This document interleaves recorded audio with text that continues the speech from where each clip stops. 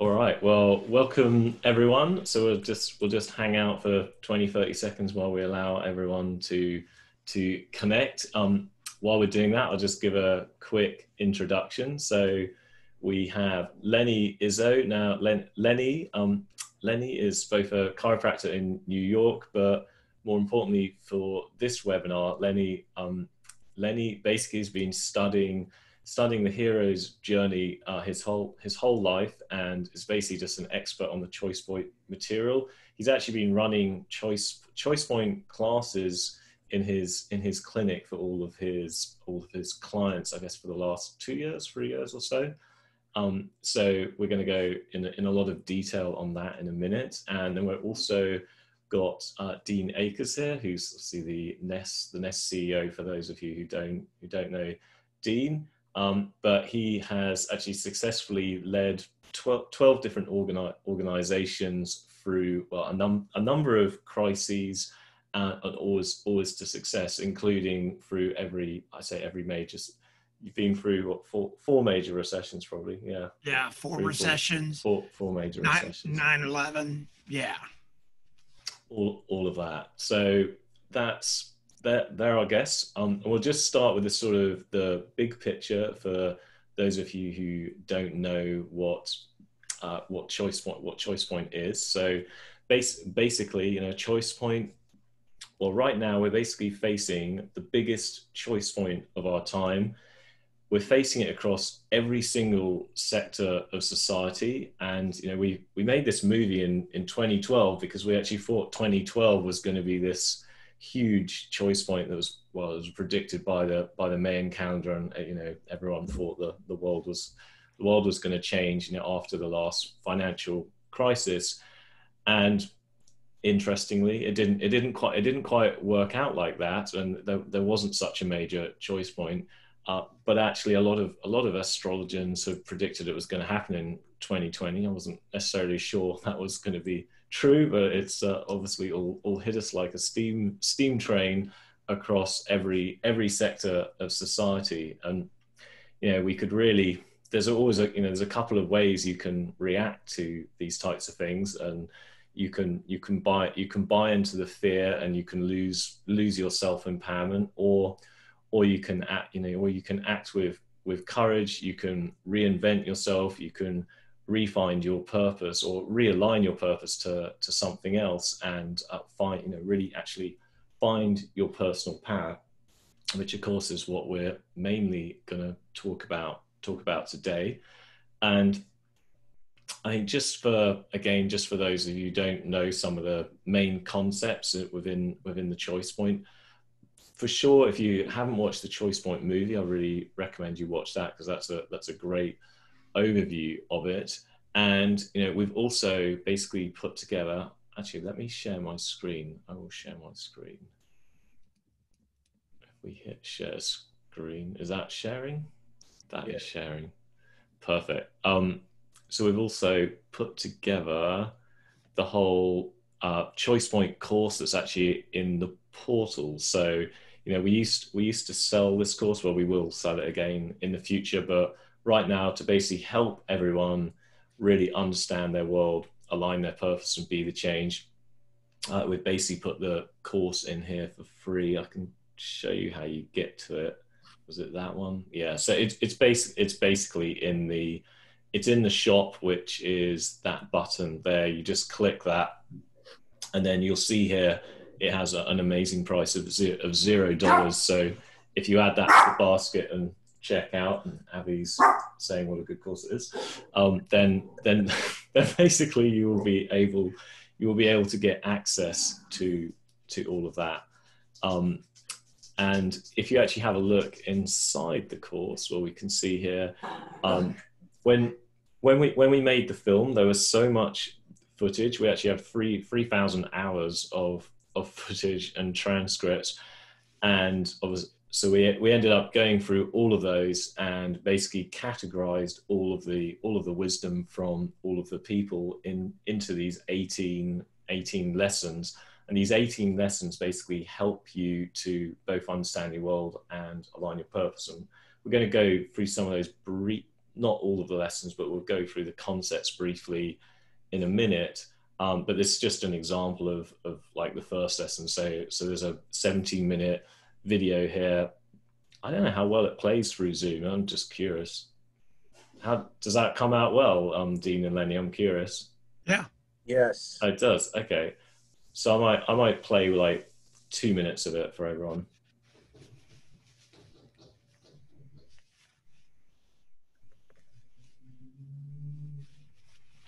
Don't hear it yet.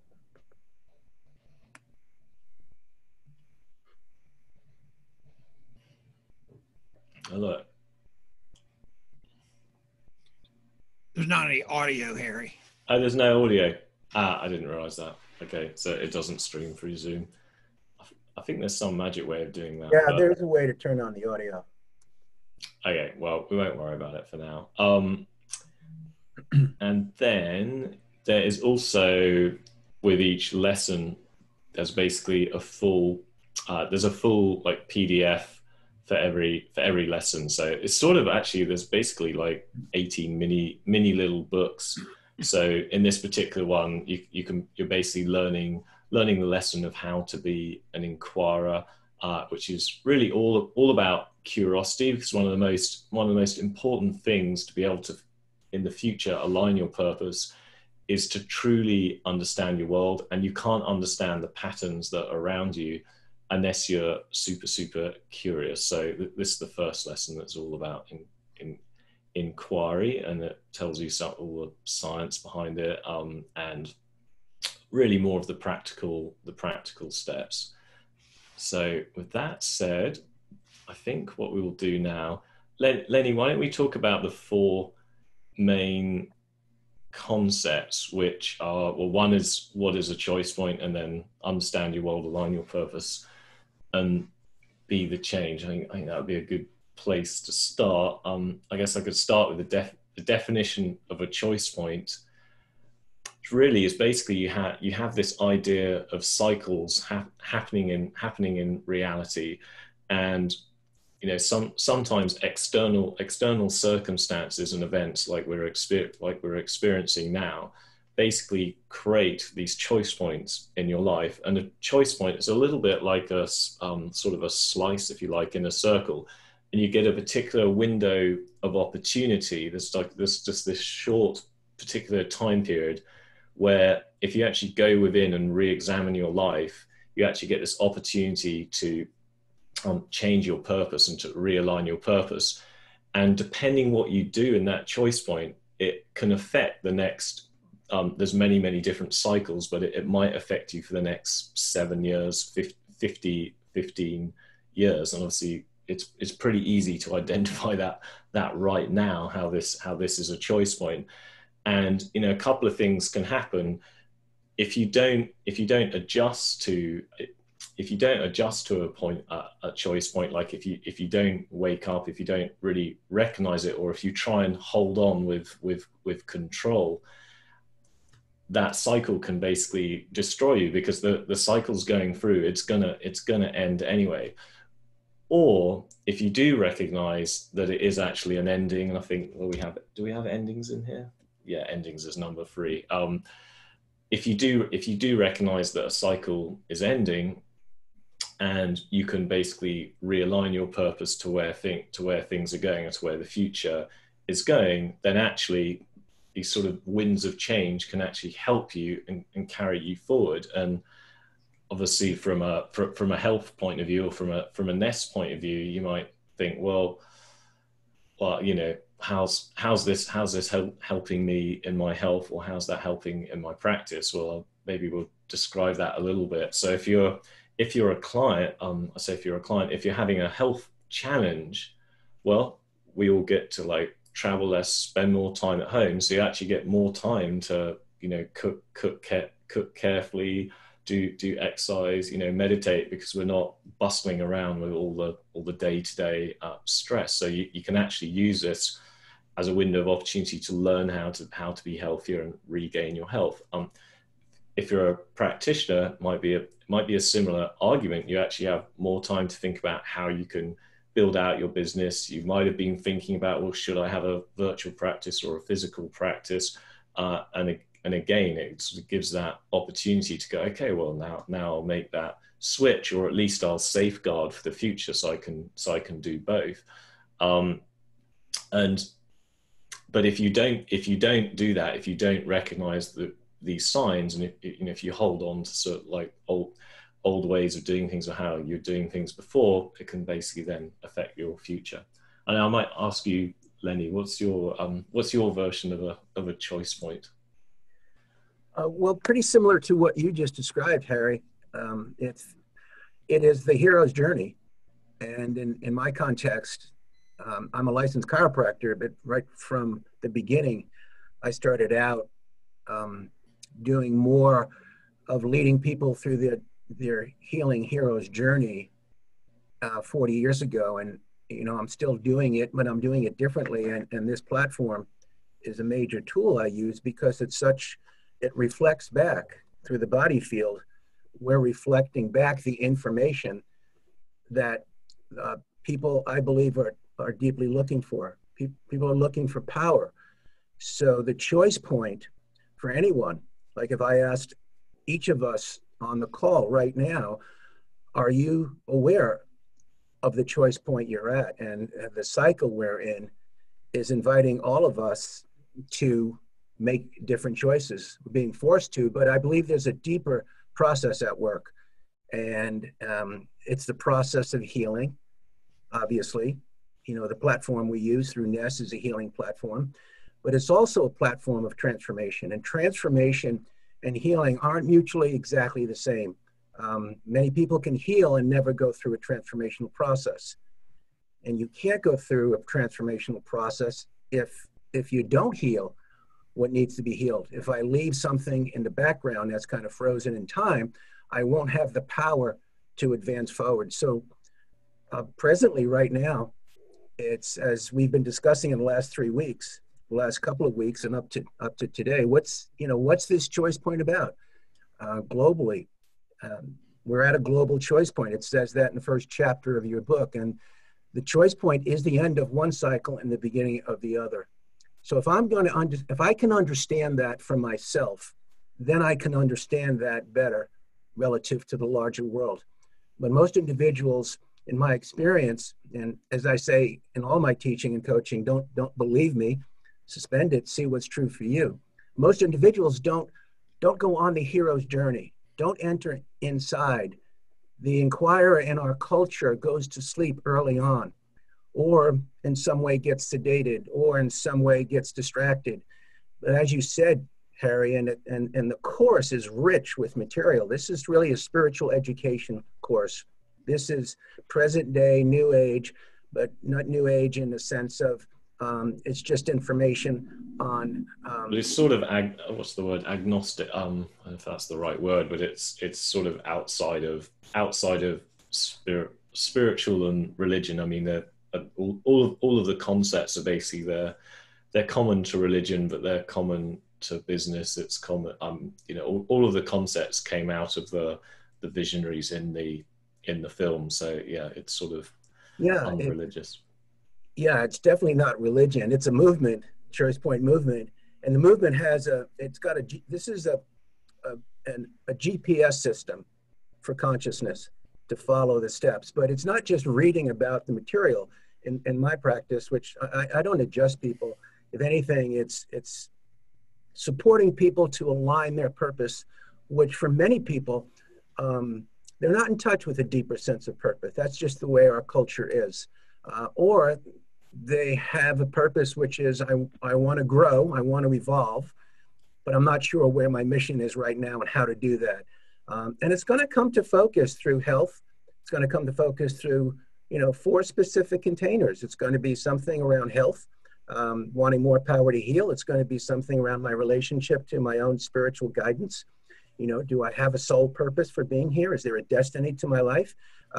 Is there something deeper to what I do and why I do it? It's going to be related to relationship or my business, my contribution in the world. So going through these 18 steps, it will lead to not only healing, but it will lead to a greater transformation. If a person is willing to cross the thresholds, and the threshold primarily is that threshold of leaving the familiar world and entering the unknown, entering that mystery. And throughout history, the hero's journey, as Joseph Campbell described it, is a central story throughout of all humanity. And what you've put together on the ChoicePoint platform and how it combines and integrates with the scan and with the bioenergetic wellness system. It's a complete system, I believe, when we engage the ChoicePoint. And so if you haven't done it, it is a useful tool. Now, where do you start? You start at where the confusion is. You start at where the question is. You start at where the crisis is.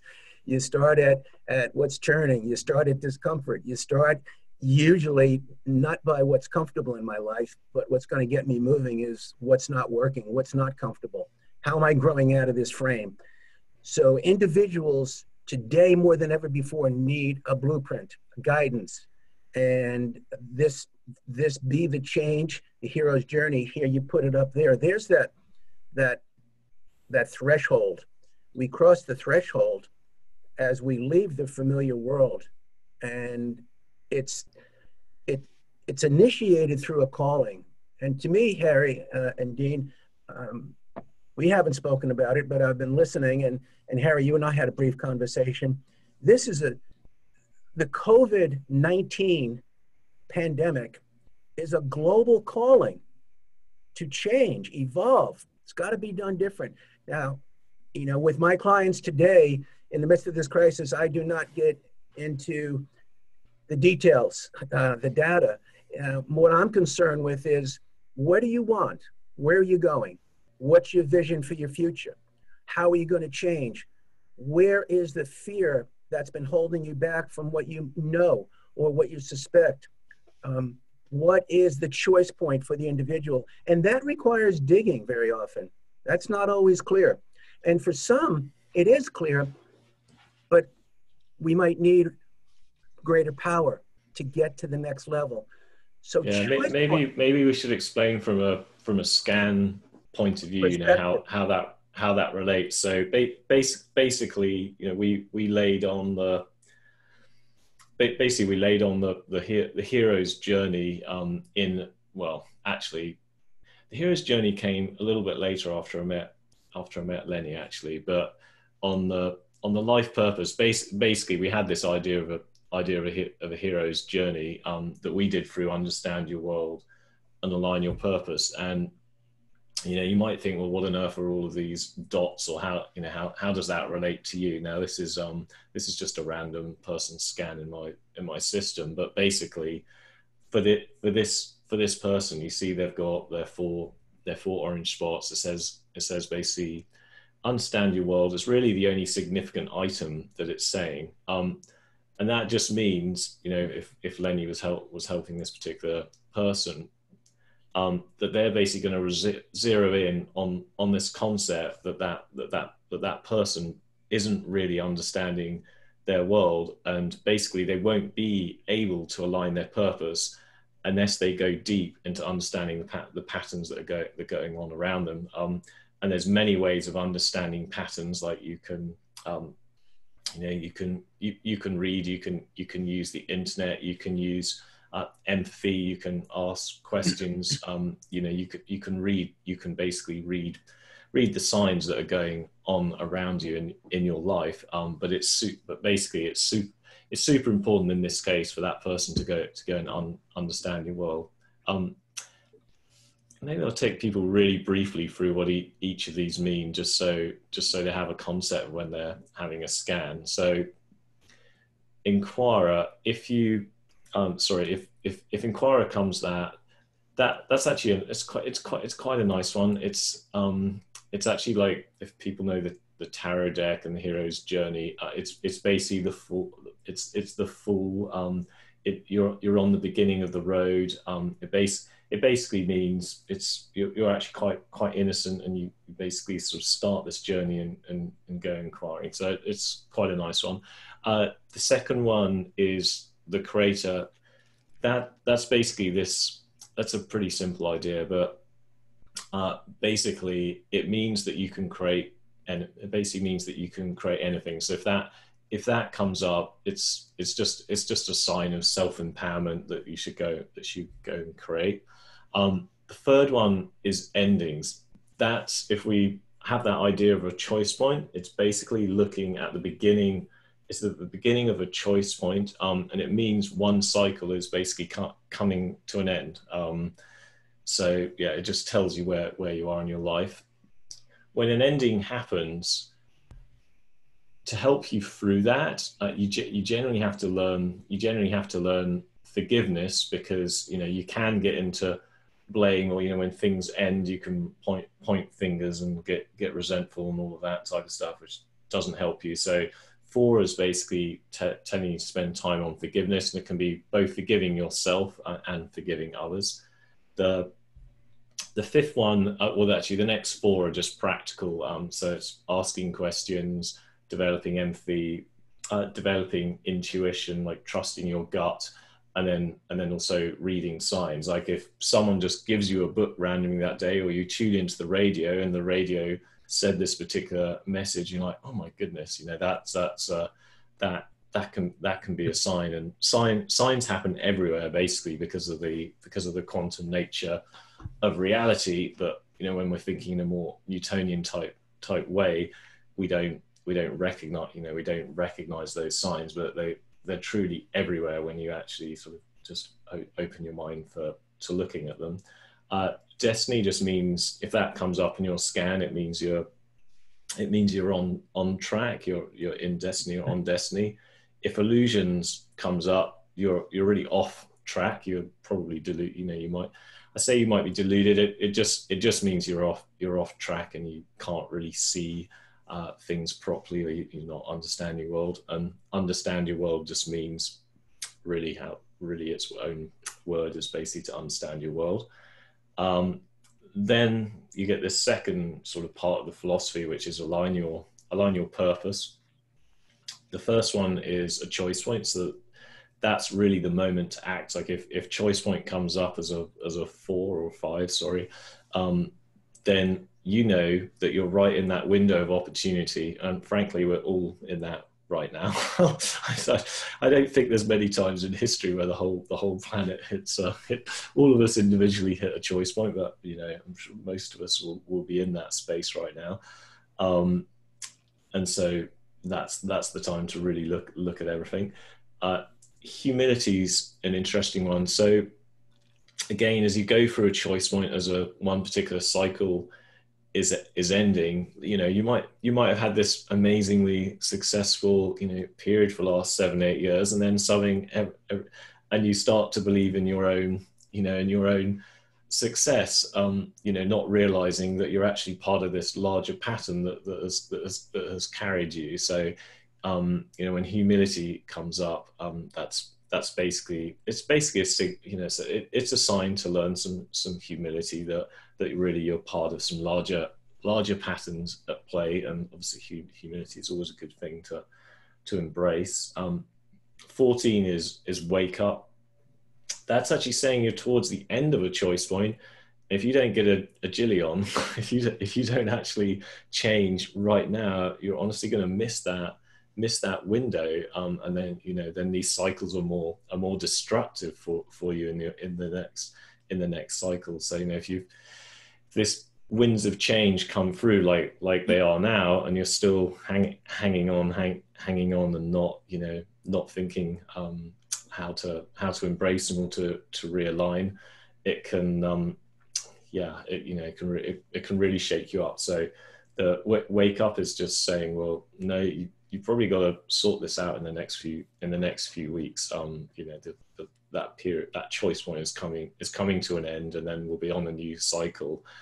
It's not that you can't necessarily change in a new cycle, but it takes a lot more energy. It's a lot harder, because things have already changed. So that's what that means. To find your purpose is fairly straightforward. It just means now's the time to define your purpose. 16 is align your purpose. That that means that you're likely at that point to have understood your world. You've defined your purpose, etc., etc. But just basically just go for it. Well, the next one's more go for it, engage with passion, but they're similar. But align your purpose just means you know your purpose. Now's the time to do it. Engage with passion. You just put a lot of energy behind it, so you just go for it. And wisdom is is the 18th step, and you basically get wisdom from going through some of these cycles and having realigned your purpose a few times. And I don't know if I quote it right. I think it was in the Bhagavad Gita, but they used to. I won't quote it right because I haven't got it at the top of my tongue. But basically, in the Bhagavad Gita, there's three paths to enlightenment. One is through learning. One is through action. And the other is through reflection. But really, wisdom you get from all three. If you tried a whole bunch of things, well, I'll put it another way. So you can read books all you want, but if you haven't ever tried them out in action, you don't truly know. So it's really combining all three of those. So you learn from research, you act, and then you reflect from how you're acting, or meditating. If you do all three, you're likely to achieve more wisdom. So that's those. But Lenny, from a practical basis, how do you use the scan? Like, how do you use this screen? Good question, Harry. Practically, when an individual or a group of individuals are consciously entering their hero's journey, making a choice to go on their hero's journey, which ultimately means at some point facing my fear, facing what has held me back, or acknowledging that there's a call, that I'm being called to something greater. The hero's journey starts with a call. And when a person in my practice, when a person puts their hand on the scanner, I've already been in a dialogue with them, and their story starts to emerge. I'm more interested in them and the story that they bring than the symptoms, because those symptoms are just part of the story. So there's an old story, a story that's even ancient, that we carry in our body field, in our human energy field. And through the scan, we pick up the field. And in the field are fractal patterns of information that will give me information to reflect back to the person, the client, what and where they might be stuck, what and where they're not asking the right questions. They're asking the wrong questions from a victim point of view, not the questions from a creative point of view. There might not be empathy. There might be resentment. There are all sorts of issues going on that relate to a false programming. So I ask them to set an intention before they put their hand on the scan, which in every visit that we do a scan, because it's through that conscious intention. And it doesn't have to be a perfectly formed purpose. It could be just a direction. I ask them, just feel the direction, because as soon as you feel it, you're bringing forth information. And that information is going to support you, your higher self, your deeper self, your divine self, however you want to define it. Try and define which can't be defined, is looking to support you to evolve to the next level, whatever that is for you. So through that intention, then we go into the scan. And I always find that the information that appears in that quantum moment is going to have relationship to that person's intention. Now there's a roadmap. Now there's a direction. And the information is coming in because of a larger context, which is my life, which is my story. And then there is the engagement with the healing of that story and the transformation. And the transformation requires more power to move out of the story that I've been in into a new story. It requires more confidence, more power, more information, a different frame. And in that frame, a person will always find information in the scan that's relevant to what they want to accomplish. And many people don't realize what it is when they come and sit with us or when they come and sit with me. Why are you here? Well, I'm here because of this ache in my side, or this headache, or this depression, or this anxiety. And then we go deeper into that. Why are you really here?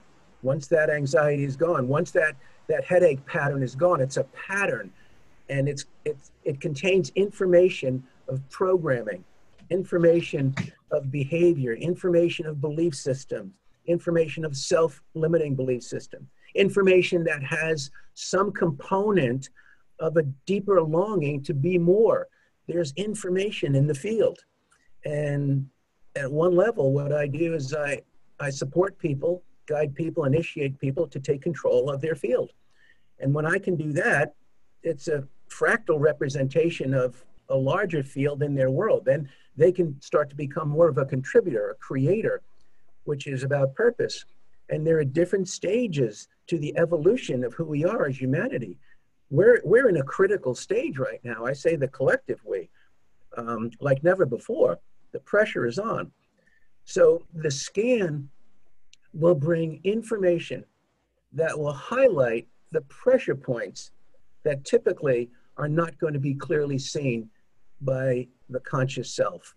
And what do you see in your clients, who've been through that process with you? Like what's the effect on their own personal empowerment, the sort of knock-on effect in their health, and then also their contribution to to society and the world?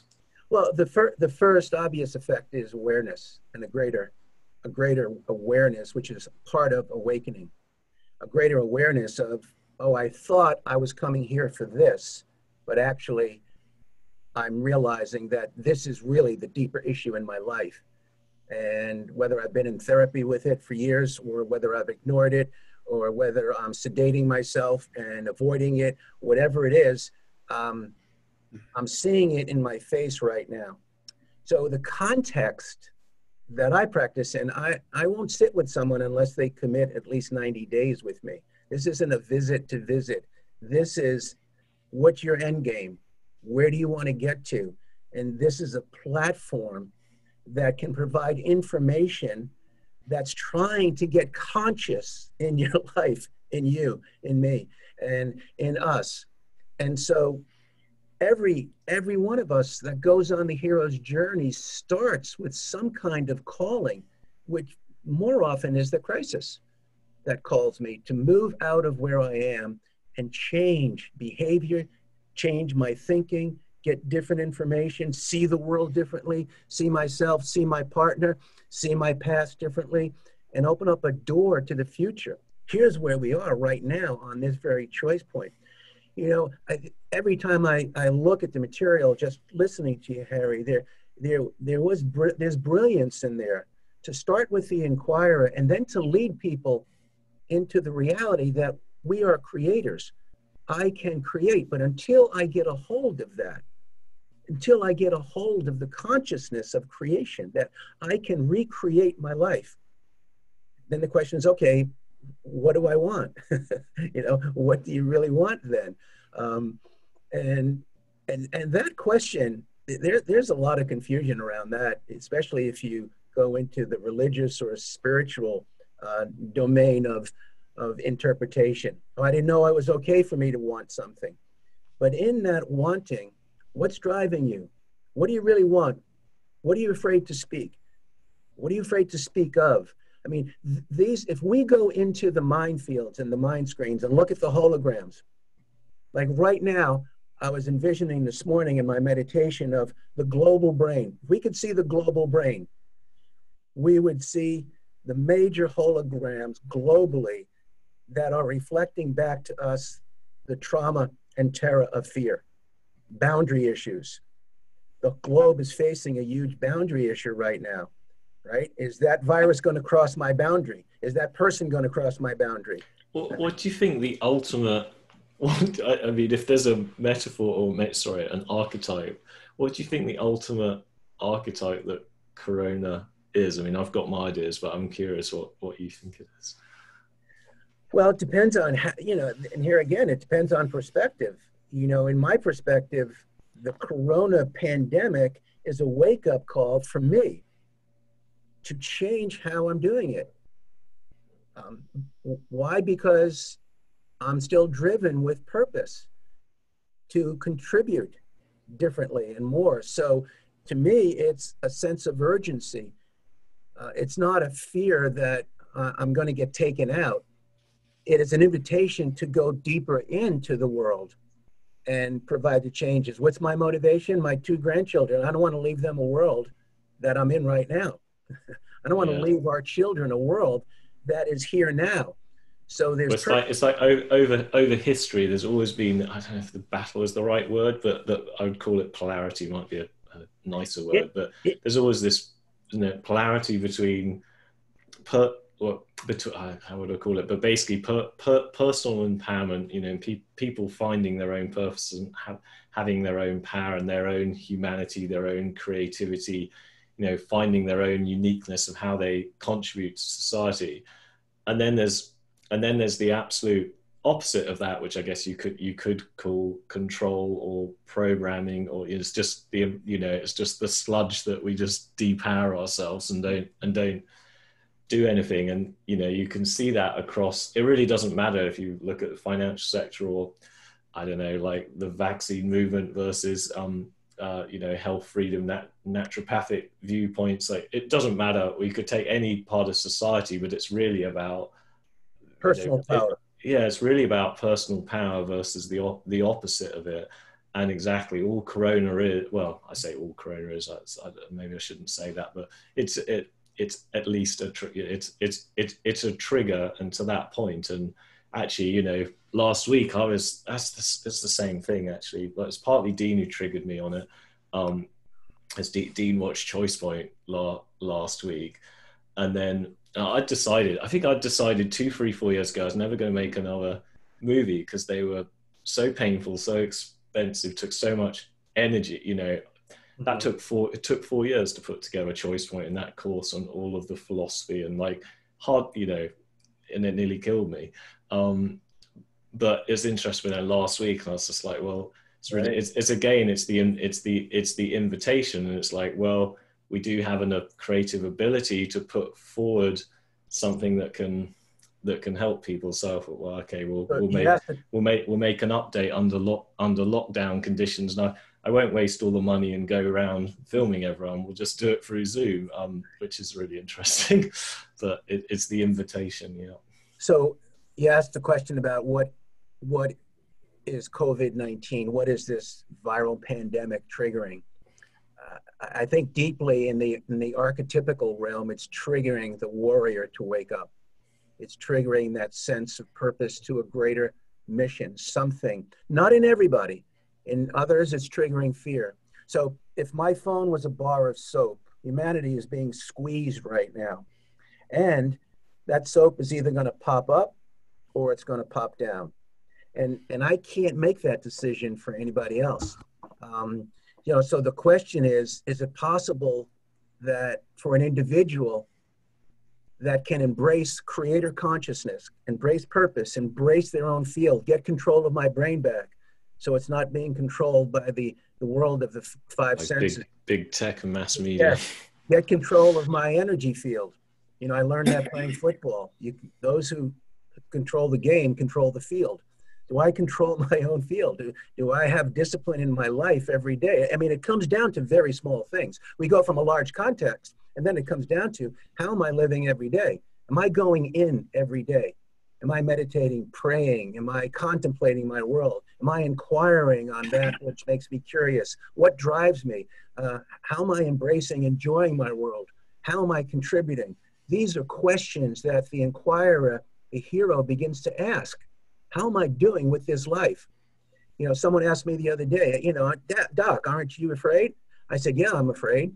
What are you afraid of? I'm afraid that I'll go through this crisis and not change. I'm afraid that the part of me that could go to sleep might just do that, or just ride the wave because I'm feeling good.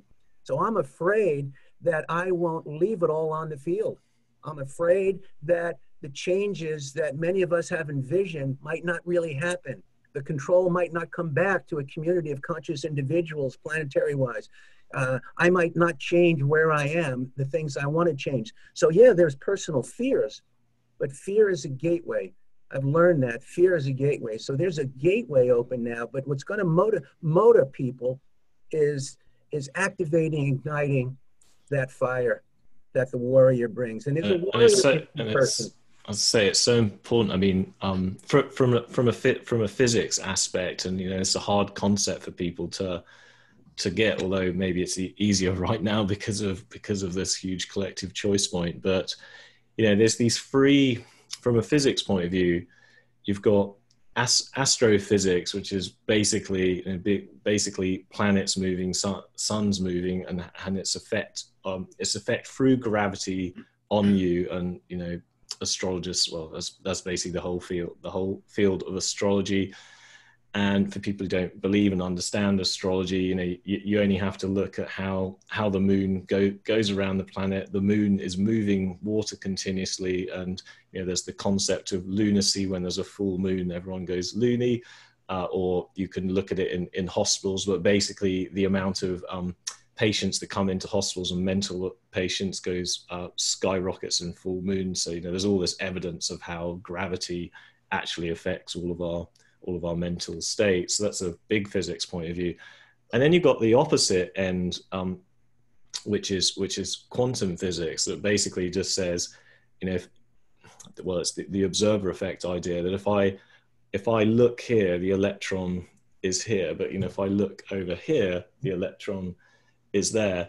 And humanity, we as humans find it very difficult to reconcile these sort of big physics, Newtonian ideas, and the quantum physics ideas. And of course, in humanity, we're not the size of electrons, and we're not the size of planets. We're on a sort of I won't get too complicated, but basically on a scale, I'll just say we're halfway between the two.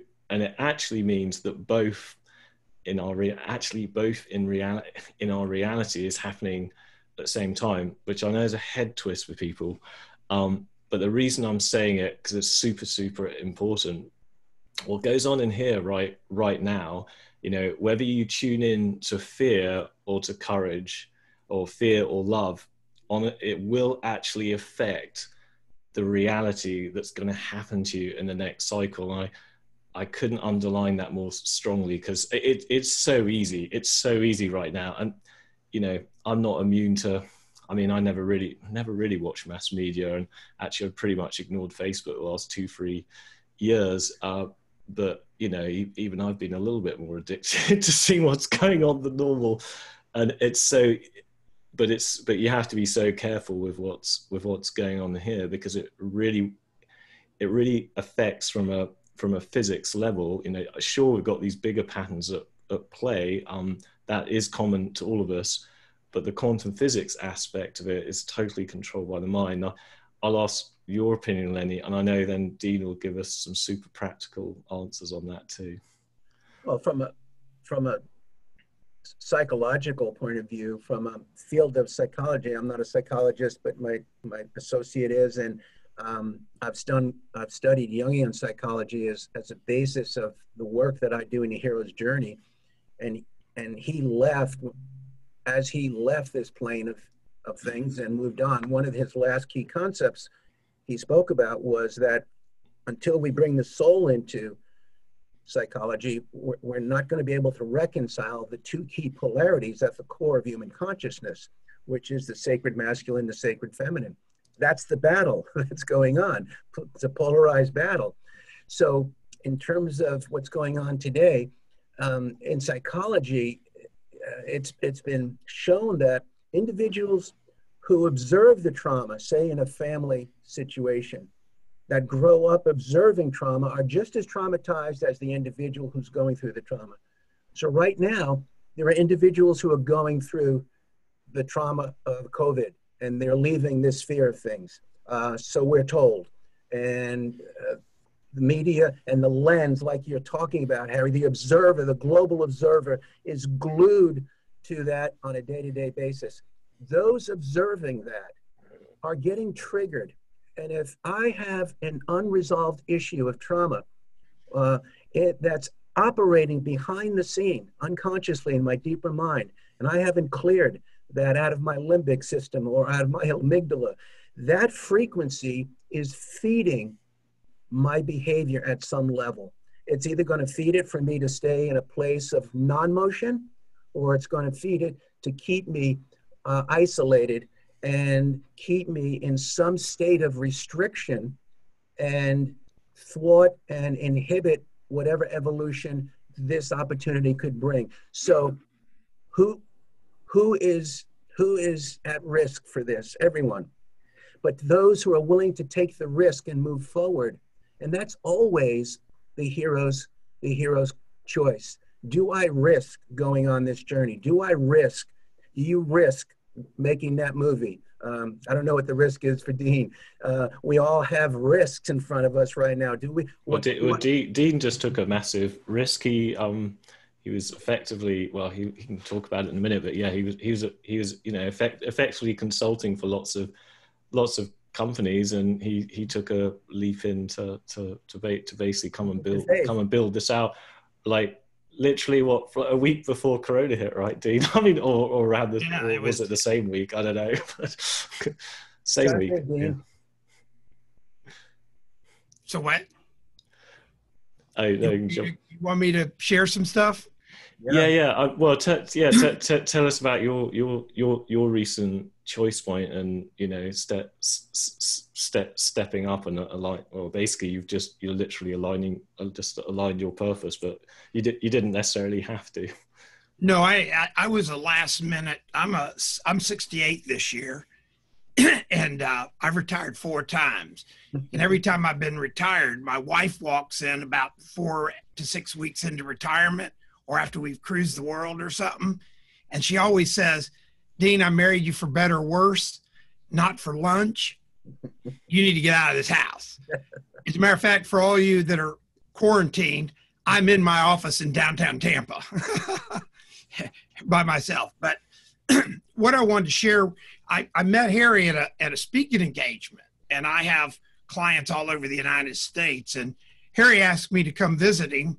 And I said, well, here's a possible client. I'll help anybody. I love helping people. It's my passion. And so I go meet Harry, and Harry said, Dean, put your hand up on this mouse looking thing. I said, okay, I'm right. This scan comes out, and he had Todd, and if Todd's on, he'll appreciate this. Todd is an expert. He overtalked me by 5,000%. I had no clue what he was talking about. But I read my scan, and then I determined this thing shared with me things I knew that nobody knew. Then I showed it to my wife, and she went, where did this come from? I said, from this looking mouse thing I put my hand on.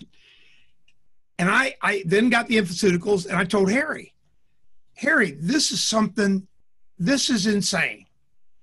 This is so cool. And I got to tell you,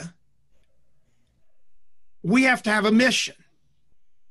And so I suddenly started looking at my 68-year-old body right now, and I've built companies. I've helped a lot of people. I work with the military right now.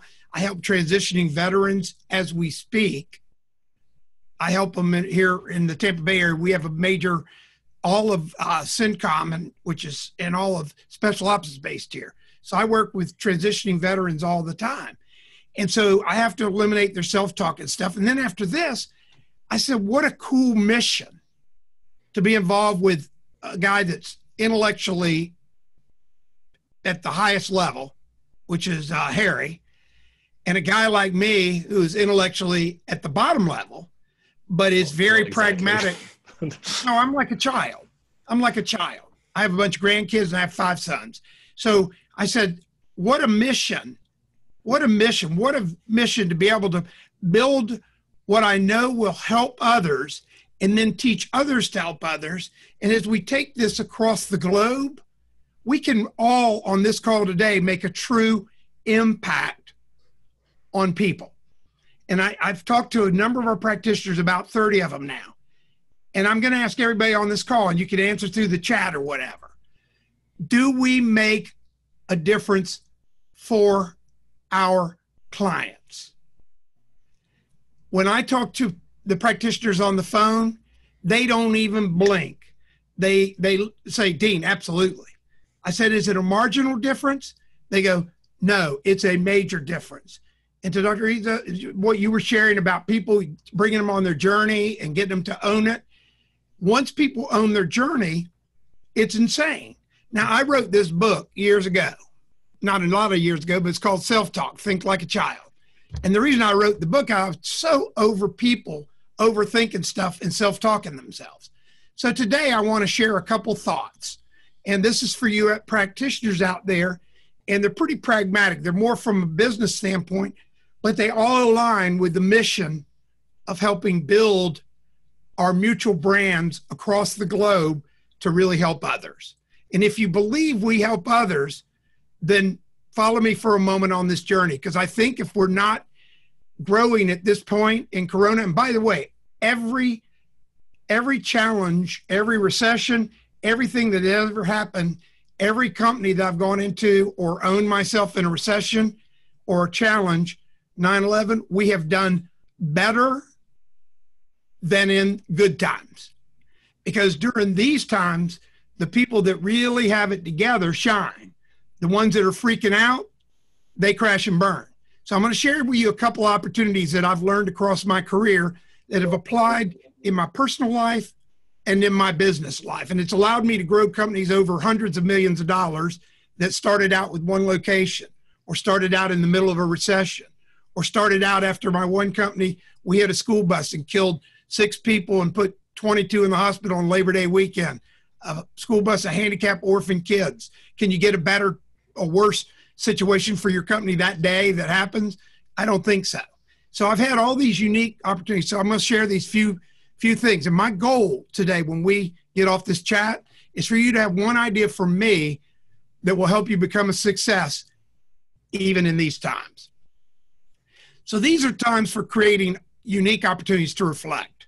In every tough time, to Lenny's point, this is really a perfect time for a choice point, reflection time. This is a time to really look in the mirror and reflect on who you want to be. So I'm going to tell you a story.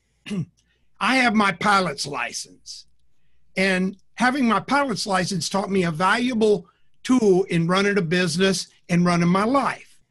And it has played well, and I'm going to share how it works.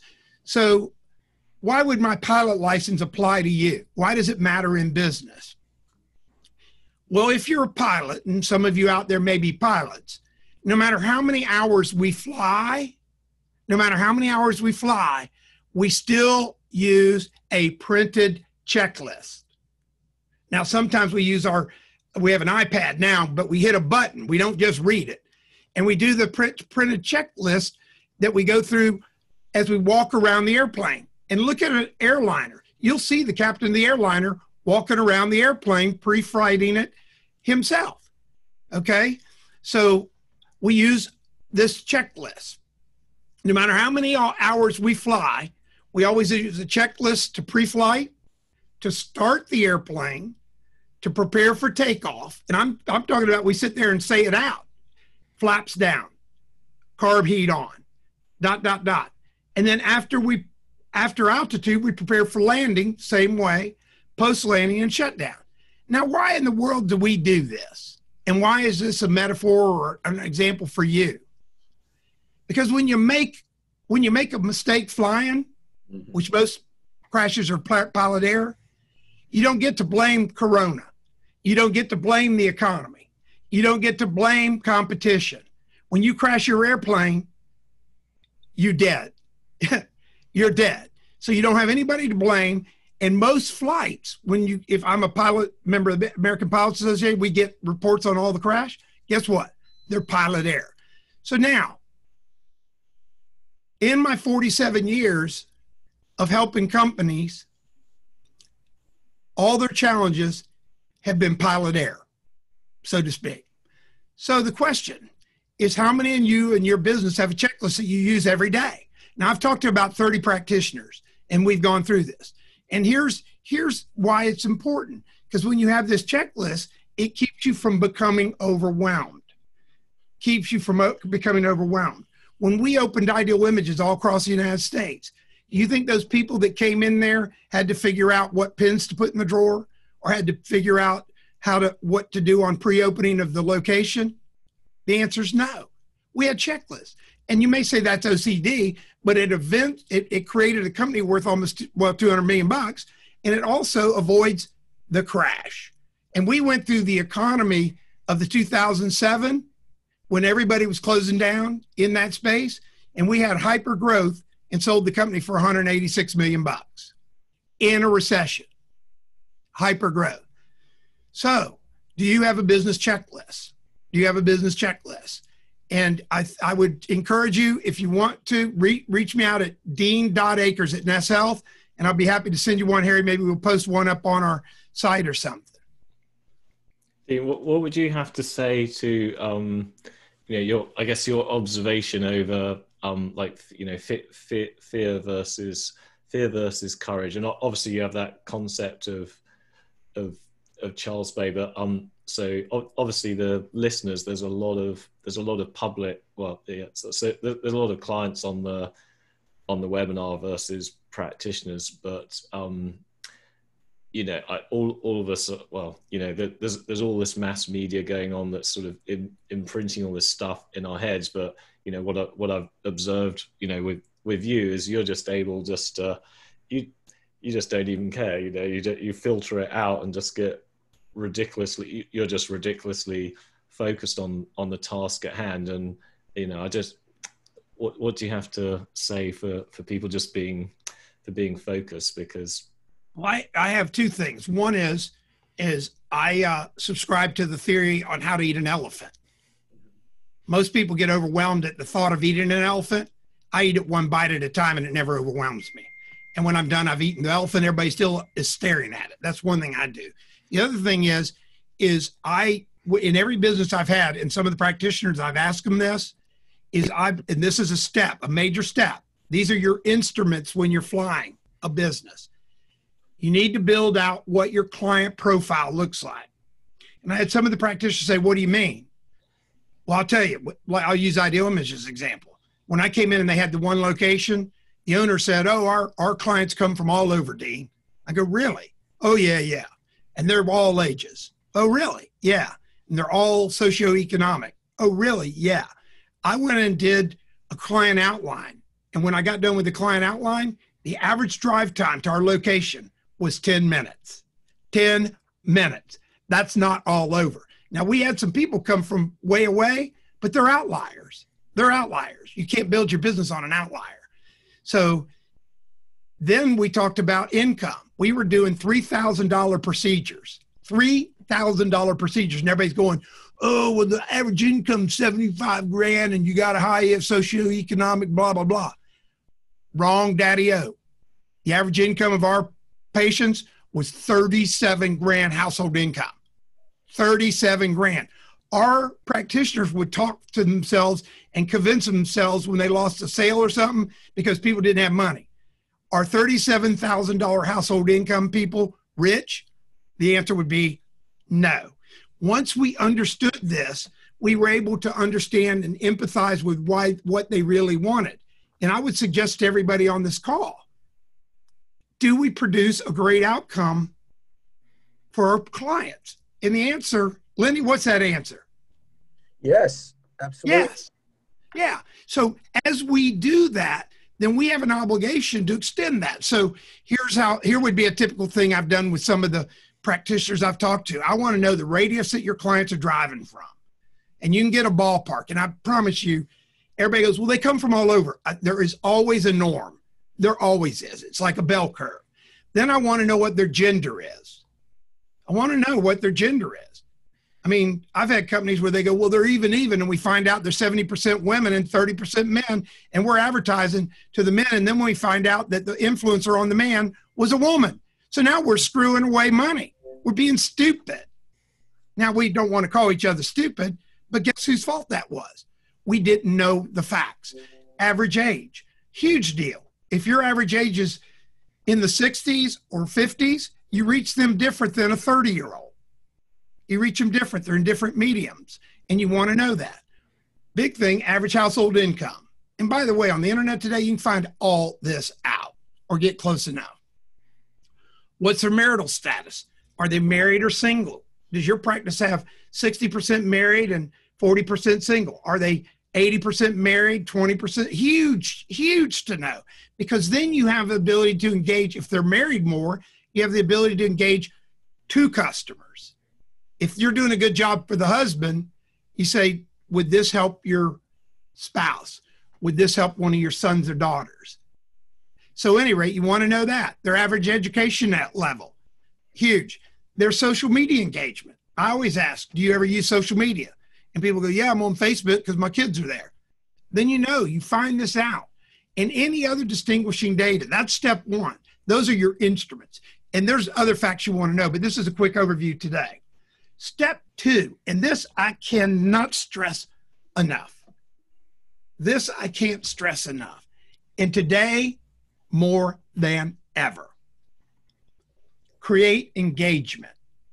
Create engagement. I'm going to give you how I engage people. One is, Harry's offered, and we've offered, a free book on the site, right, Harry?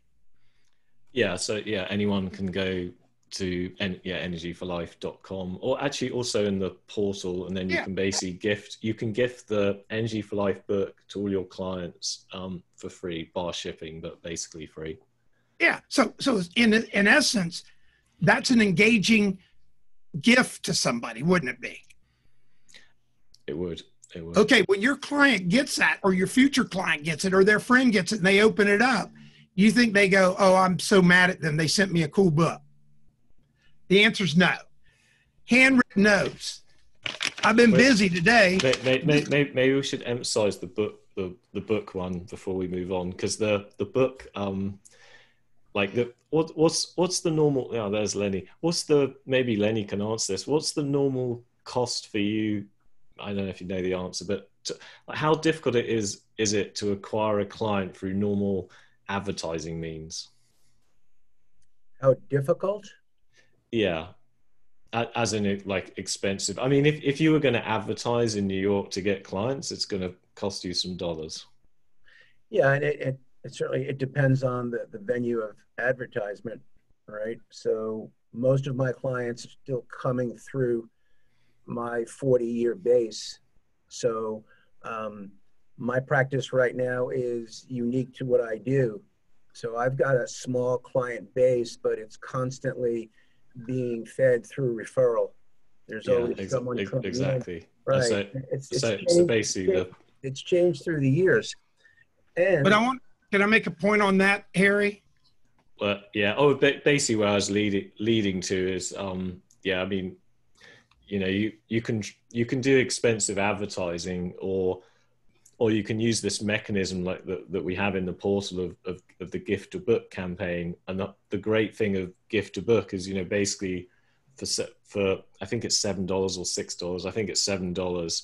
Just for $7, you can get a book, basically a referral, and that client can obviously generate you hundreds, maybe thousands of dollars, even $10,000 plus if you keep them for years, and it's all through referrals. I mean, maybe Lenny could collaborate your point, Dean, because Lenny, you've obviously done that. How you don't advertise, you've just done it all through orchestrating referrals, but that'd be great to talk about. Right, networking. It's the network. It's tapping into the network, and it's still about community. And and today advertising and marketing, there's a different frame. Facebook marketing, it's not done through the old ways. And I hear what you're saying, to know your market. It's taken me a while because I've gone through different stages, and I think the market, or what you're identifying as a practitioner, could change as you evolve in your own service of what you want to do. So at one level, the market is anyone that has a body field, and yet, what's your passion? relative to the market, what's your passion, and from your passion and the market, you begin to identify and target what is, what's your end client look like? Who do you want to work with? The type of client you want to work with? Who don't I want to work with? And why? Why do I want to work with that kind of client? Why don't I want to work with that kind of client? So these are all part of clarification of marketing. But I think that the central thrust still comes from the network. And if you're online and have a platform online, that network is now exponentially expanded. All right? Well, there's again, step one was building out your client outline. We have, again, I look at media. I had one of my companies, we had a $50 million a year annual budget for media. Our competition, which was mostly doctors, all thought that, how could they spend that stupid amount of money? Okay. They didn't know that we absolutely knew who our client was, and we knew what our acquisition cost was, and we knew what our lead cost was. So we did 170 million in sales. And you could say, well, Dean, you spent 50 million to do 170 million. We made 25 to 30 million on that, but we could outrun everybody because we had brand presence. So there's a lot of things to do. Step one is know who your customer is. Because once you know who your customer is, then you can reach out. I'll show you one mistake. One company I went into, the one with the 10-mile radius, they were using billboards all over the community through 3 or 4 counties. They were spending a fortune on billboards, and guess who was reading them? People that could not even come in or would not even come in because they weren't 10 minutes away. So they were wasting money.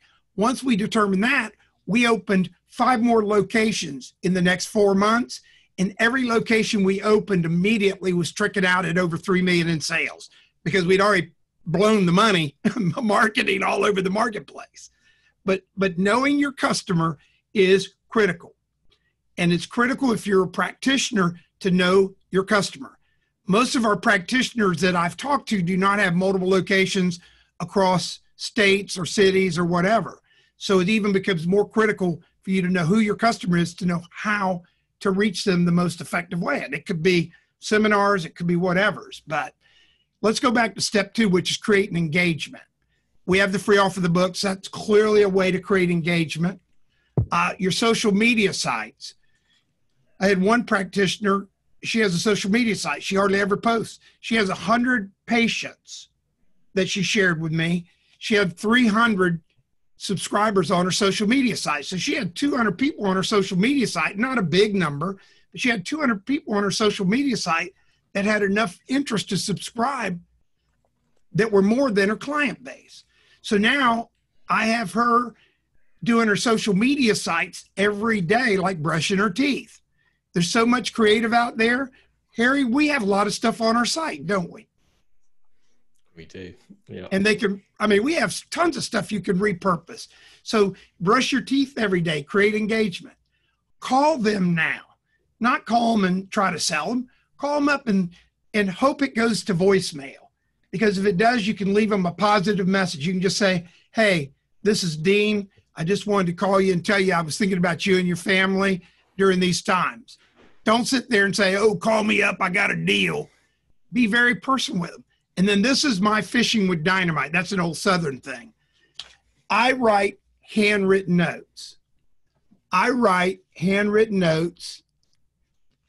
Every day. I write over 100 handwritten notes a week and have been doing that for 45 years.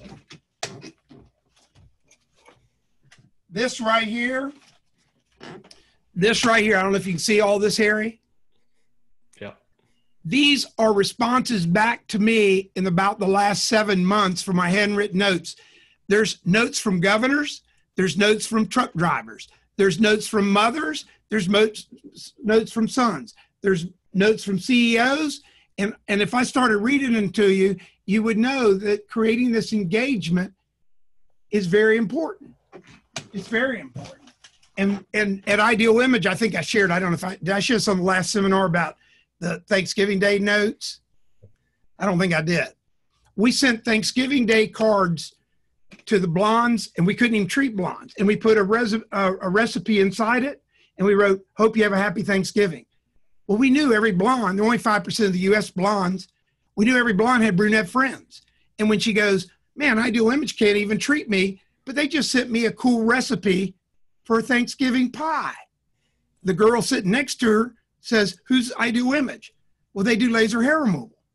And you ought to go see Kim." "Well, yeah, I want to get it." "Well, she's a brunette. And guess what? We could treat her. And guess what? When she comes into our practice, do you think she's coming in going, 'What's your price?' Blah, blah, blah." We're being referred through a genuine touch that nobody else does. Ask yourself if you're doing the extraordinary touches. Do you have every one of your clients' birthdays? Do they get a handwritten note from you on their birthday? If they don't, boom, you're missing an opportunity. Do you have their wedding anniversaries? If you don't, boom, you're missing an opportunity. Do you have their kids' names and their birthdays? Boom, you're missing an opportunity. Do you have unique holidays? Boom. Yeah, because it's a public webinar, Dean, we'll have to do some choice point stuff. Oh, I thought this was for practitioners. I'm sorry. No. No, that's next week's. No. Okay. Good. I'm sorry. No, all good. I'll let it go. All good, but thank you. Perfect. So, yeah, Lenny, let's go back. Well, I wanted to get into, so I think just before we were basically getting to that point of I think before you were basically talking about how trauma was affecting people, but I just wanted to share. So, like in our healing journey, basically, yeah, in our healing journey, often we come in for a health issue or a health crisis. But as you basically go deeper and deeper, you end up in this place where you realize, how would I put it? You correct the obvious stuff like your exercise, your eating, you do some detoxification, you do infoceuticals, you some My Health treatments, etc. But the deeper you get in, you realize, at least, who knows, but maybe 50-60% of the reason, it does depend, because you could have just been eating burgers your whole life, but you end up realizing that the trauma that's being created inside is basically creating all of these responses. So yeah, I guess I'm curious, Lenny, on what have you seen of when you've really dealt with people's internal patterns and how that's happened out in people's health? Let me get my battery charger here. Hold on. Good question. And, the perspective of the context, I think it comes back to context. And I was hearing you too, Dean, that extraordinary touch. What is it that you, as a practitioner, if you're a practitioner out there, what is it that you actually want to touch with the people, the client that comes to you? What is it in your mission? My mission is, I want to touch the soul of the individual, that part of them that the world denies or that they deny. Now, I won't try and define what that is, but the gateways that go beyond the superficial world that most of the collective culture is in, is through the emotional body. And that emotional body is going to be somewhat restricted in almost any human being. Emotional intelligence is not intelligence as we think from a logical point of view. It's the free flow of passion, the free flow of my expression. So anybody that comes in to my office, and it's anyone's office, I think it's the state of humanity, because we haven't been the pilot in our own lives, Dean, as you started speaking about. So I'm concerned to get that pilot in there back in the driver's seat. Who are you? Why are you here? What are you here to do? And in that regard, one has to go back and retrieve some level of trauma. One has to have a way of retrieving the lost parts of energy, of identity, of the aspects of their soul that make them up, even the body. As we see in the holograms, the body doesn't break down unless there's a biological conflict that relates to some part of the brain that's frozen in time. That's the hologram. That's the whole hologram window. And as a practitioner, I'm interested in that, because if I'm working with the individual and we're having a dialogue on the surface and they're not going to pay attention to it, and if I'm not paying attention to it, I'm not going to be able to offer them a clear path to their hero's journey, which, if it's an authentic journey, will lead to liberation and greater freedom. So you say, what? It's freedom from what? It's freedom from the old story. Now, what's the old story? Well, I don't know. What's your old story? I'll show you mine. And this is where inquiry comes up. People don't necessarily want to address the trauma until the pressure is so great that I'm forced to look at the pain or the parts of myself or the parts of ourselves as humans or humanity that we don't want to look at. This is what's going on right now. Now, there's a whole platform of how to market this and how to create the business, but it's the business of life that I'm concerned with. How do I bring more life to this individual? This person's coming to me to free their field.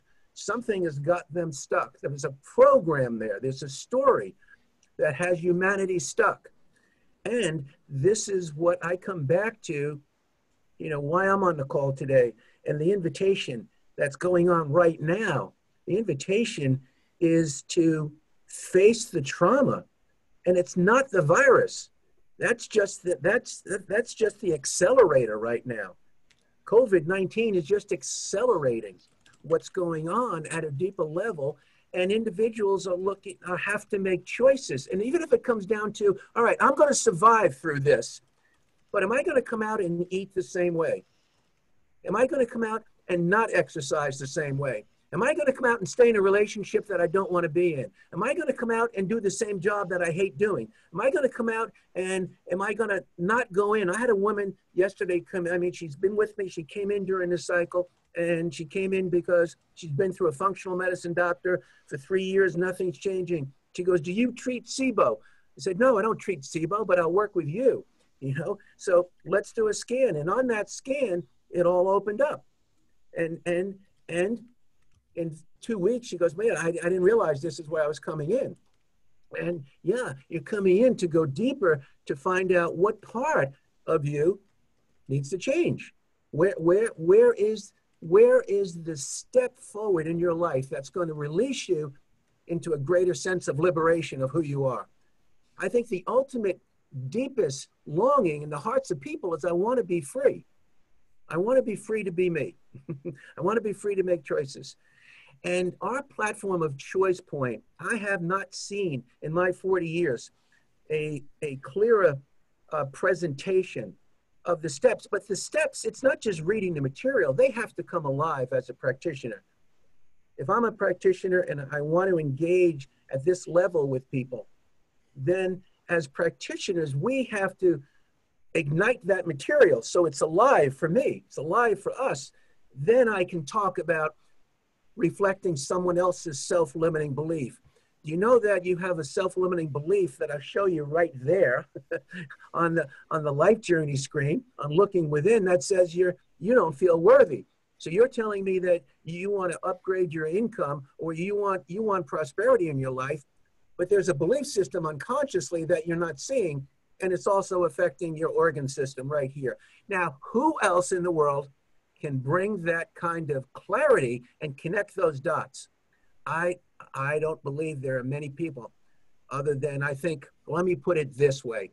What we have as practitioners, if we're talking to practitioners out there or clients who want a different framework of healing, there's a platform we have. We have technology, but the greatest technology is human consciousness that's awakened to the real power and the real purpose and the real passion of why I'm here to live.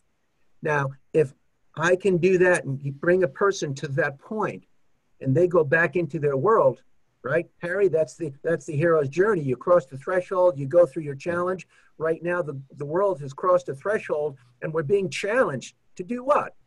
To be afraid? No, we're being challenged to wake up. Wake up. What am I waking up to? Wake up that I need to change. I need to do it differently because there for sure, yesterday morning, I got up and I Googled second wave and I came up with 10 highlighted articles that are pointing to from all over the globe that there's a second wave coming. Now, whether there's a second wave of COVID coming or not, I don't know. But the choice point for every one of us is, will I be in the same position if there's a second wave of this virus or another epidemic, or if there's a second wave of global crisis? Will my income be the same? Will my relationship be the same? Will my body field be the same? Will my health be the same? Keeping it simple is bringing it down, as you know, Harry. I mean, you know, just look. I was thinking early this morning, after we spoke yesterday, I think it was we spoke. Can you have ever imagined when you were there laid up in bed in your journey, when life brought you to your knees, and I've been to my knees, and when life knocks the ego state down, just knocks me down because I'm not moving in the right direction or I'm not moving. When that call comes, will I rise up? That's the deepest fear that's going on right now. Will I get through this? And so how could we not be busier as practitioners with this kind of platform? Or coming out of this crisis, what's the expansion? What's the evolution for Ness and this technology? I can only answer that for myself. But with a technology like we have with a community of practitioners, imagine the power of practitioners engaged in their own choice point, free and liberated, and confident on how to use the back end of this technology as well as the front end. Work with the points, work with the remedies, and also understand choice point because they've been through their hero's journey. And I'm not coming from a limited place, but I'm coming from a place that I'm free to invite others into the darkness of the unknown, because that's what's going on right now. What's this world going to be like when we come out of here? Well, I have a choice of that. We have a choice. Harry, you and I have been talking about this for a while. Yeah. In creator consciousness, I have a choice to become who I want to become. And even that question, if you ask that today, you'll get opinion on that. Oh, you can't be anybody than who you are. That's BS. Who do you want to become? What kind of work do I want to do to change my life and to change it for those that... Well, that's a good lead in to be the change. So I'm going to share that screen of Be the Change in a minute. We'll go through some of that because that's exactly what Lenny's talking about. But before that, I just thought I would just tell everyone on the... we slightly condensed. Obviously, this is a webinar about crises, and so so we had sort of a bit of business aspect, and obviously we've got clients and choice point material. From next week, we're actually going to run. Actually, we're running two different webinars. So there's basically going to be a business one that Dean's going to be helping lots of practitioners. I'll be helping too, but actually Lenny and me. I think what day did we decide? Monday evenings, didn't we? Monday evening. Is that what we said? Yeah. So Monday evenings for the next 4 weeks, we're going to be doing basically teaching everyone all the choice point materials. That's basically a public webinar, and then Dean will be doing it on, I think, Thursdays at 2:00 every 2 weeks on all the business aspects. So me and Dean, honestly, we probably didn't talk enough just before this webinar, so it's not Dean's fault. Anyway, all good on that one. So back to... Harry, can I make a point though? I was talking about business, but if you were to dumb down some of the business we talked about, where I was going, which is in every case a choice point, it's those touches that Lenny was talking about. It's all those things, and it applies in business. It applies in your personal life. In your personal life, if you don't have some checklists, if you know, how many people say they want to work out? They say they want to work out and then they never get to it. So I'll say this. I really appreciate this seminar today because, you know, when I saw that movie Choice Point, if for those on the call that haven't seen it, it's epic. Perfect. Yeah, and that's the other thing I want to say. You know, from your experience, Dean, say you've been incredible.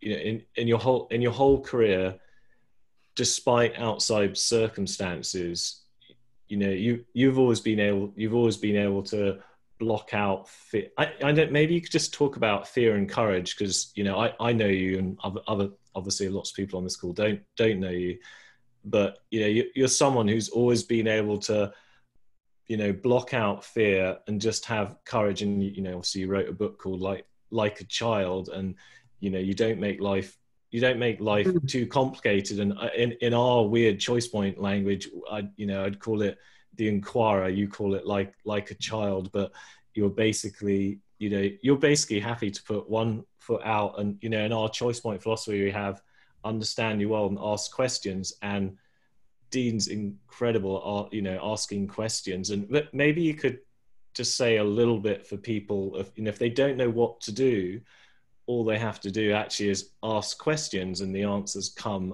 because you're a total example of the Choice Point philosophy. And honestly, it's my fault for not guiding the interview properly, but you know, but maybe you could talk to a bit about asking questions. Yeah. So what I've been able to do in my whole life, and we've all had our ups and downs, is one of the things I've found, and I've coached all my kids, and I have 5 sons, and I coach the military guys and stuff, is having the power to let go, for one thing, to let go of the past. You cannot change the past. You can learn from the past, but you can't change anything. So I have people that angst, well, you know what they did to me, whatever. So if you can let go of your past, learn from it, but let it go. I have people that angst about their future, that I've been working with, business guys, angst about their future. There's nobody 6 months ago, Lenny, 6 months ago, if you were in business, would you be anxious that there's going to be a pandemic coming in about 4 more months? No. What I'm saying is things happen. Mm-hmm. Things happen in your life. You know, you could be driving down the road and you have an accident. You didn't plan the accident. You didn't, whatever. So what I've found is I've taught myself to live in the moment. One of the philosophies I do is I help somebody every day for no pay. And I'll ask all my folks out there, it's very rewarding to help somebody every day engage for no pay. It could be, like I said, a handwritten note. It could be a thank you. It could be whatever. But what I'm going to share with you, living in the moment has allowed me to get past huge tragedies. My dad committed suicide. That was a big tragedy. You know, I had to deal with that. My youngest brother died of AIDS in 1982 when AIDS was considered a disease to wipe out gay people. And I had to deal with that. And I had to help my family through it. We all have a journey. Anybody on this call could out have challenges bigger than mine. But if you hang on to those past and can't let them go, it's going to affect your future. So for me, Harry, that's why I think like a child. And I got to tell one real quick funny story about thinking like a child and choices. We were doing our Christmas list and we had a choice. We were sitting to my grandfather, and my one brother put a 10-speed bike. I put a 5-speed, and my other brother put a 3-speed. And my brother with a 3-speed said, well, Granddaddy would never buy us a 10-speed. I said he might buy us a 5-speed. We go on Christmas morning. There was a 10-speed, a 5-speed, and a 3-speed. We all got exactly what our expectation was that morning. And it taught me a valuable lesson in how you set expectations for yourself. And so I'll let it go with that. And thank you. Thank you for letting me be a part. Yeah, thank you, Dean. Perfect. All right, I'm going to share the screen or share our screen. So share. Everyone can see that, hopefully. Does that come up for you, Lenny? Yes. Yeah, brilliant. Anyway, so we were just getting in this concept of be the change. So basically, you've understood your world, you've defined your purpose, you know what your purpose is going to be. And obviously I'm jumping the gun, because probably no one has worked that out in the last hour, but assuming you know what your purpose is going to be, the deeper work is to actually be the change that will match up with your purpose. And this, for those of you who haven't read Gandhi, but basically, Gandhi was the person who first came up with the expression, be the change that you want to see in the world. And how the universe actually works is, it's quite easy. It's not necessarily easy, but it's about 50% of the equation to understand your world and work out what you want to do and what your purpose is. But there's all of these subtleties within you that you actually have to change to actually be able to fulfill that purpose. So I don't know, these are very easy little examples. So let's say you're upset in the environment, and you don't want pollution, or let's say you're upset that California uses up too much water and the water aquifer levels are going down, but you don't do anything about your shower. You have a bath every day, or your kids do. You run your shower for 20 minutes. So a little example of being the change. Well, you use a little bit less water, or obviously in our health practitioner or health profession world, we obviously want we want our clients and everyone to be healthy, but we've got we're a smoker or something. I don't know. It's just, they're sort of more external type examples, but there's also all these more subtle type things. So basically, be the change is basically, well, I'll just go through them. So be the change I've just talked about. Look within. That's basically this journey of self-inquiry. So you might be, okay, well, I want to do this now, and the purpose, I don't like that in the outside world, so I want to do something about it. But why am I being triggered by that?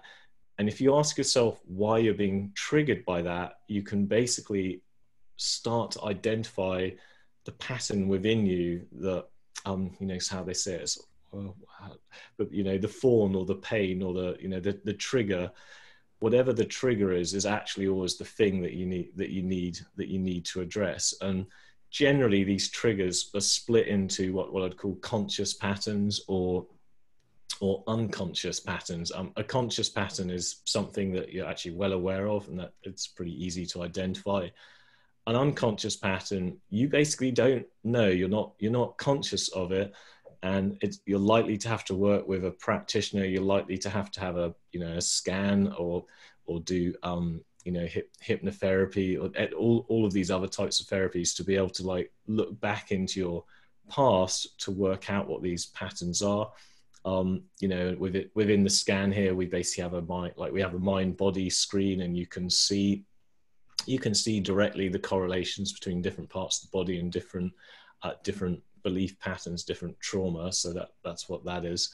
And then we get into basically what these core patterns are. Now, these are maybe arguable, but basically when we interviewed, I think we interviewed 34 people-ish when we made Choice Point. So we had this mountain of transcripts, and when we were going through them all, was basically looking for what were the most common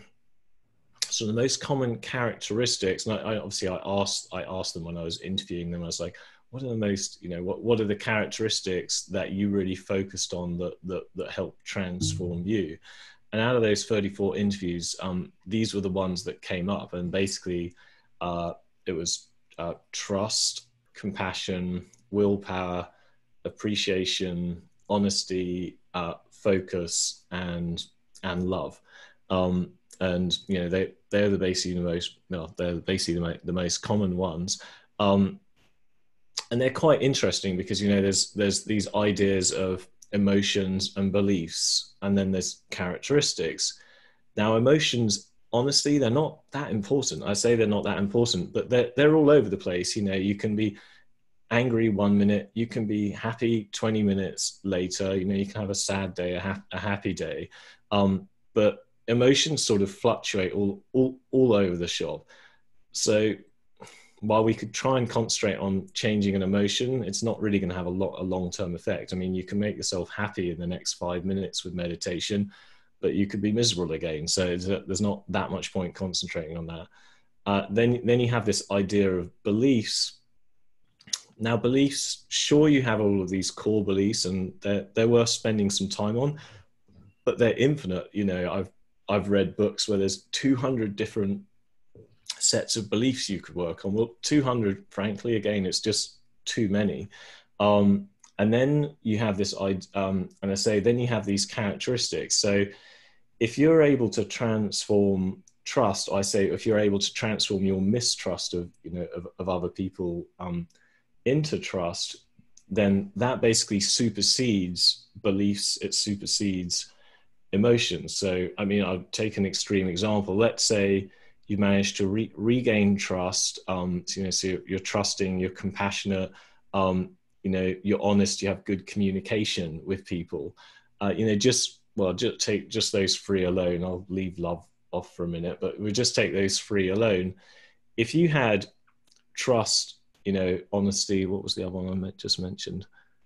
I don't remember. Compassion. Anyway, basically, you know, well, we'll just take those two alone, like trust and honesty. If you had a lot of trust in people and they trusted you, and you had really good communication, like people thought you were honest, you know, you're not skeptical of other people's dishonesty, you know, you mostly think people are honest, then that, again, it supersedes. You're generally going to be more emotionally content. You're going to have a better set of belief systems. So, you know, when you're trying to be the change, working on these core characteristics, you know, can be really key. And so, you know, having a scan can help to identify where those are. These actually also all match up with the Ayurvedic chakra system. So trust is the base chakra, then compassion, willpower, appreciation, honesty is the throat chakra, focus is the third eye, and love is the crown chakra. And so within the Nest system, like, there's a couple of ways of doing that. We've got some infoceuticals for those that you can take, but then there's also actually only for love, and then the My Health basically has all of the rest of the My Health has all the rest of the chakras. So if those come up, you can both reflect on it, work with a practitioner to help overcome those core characteristics. But yeah, you can also use My Health to help correct that particular chakra. So that'll open up that chakra and help you with those particular characteristics. I think before I go on to the others, I might switch to you, Lenny. Yeah, how do you feel about the characteristics and the importance of core characteristics? Well, I agree with a lot of what you're saying.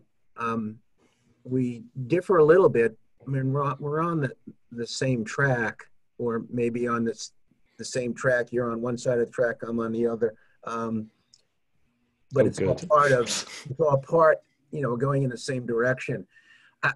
You know, if you just look at trust alone, trust is a core issue in humanity. There is nobody that comes into my office that does not work with some level of trust or distrust, because it's in the human condition. And what's under that is some level of fear. So to find out where it is, you know, so many people say, I'm a trusting person. Well, I honor that. And I'm interested in what you're not trusting.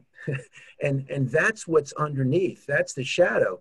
So they're programs. These are all programs. These are energy. I think just for people come again. So generally, if someone, are you saying that if someone thinks they're really trusting or publicly says that, it's actually probably their shadow side is as strong? Yes.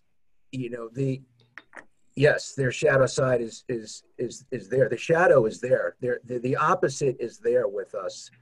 The work on the hero's journey is to integrate the shadow, integrate what I haven't seen. Now that shadow is part of the world, part of the world that's been in shadow for me. I've been limited. I'm in my normalcy.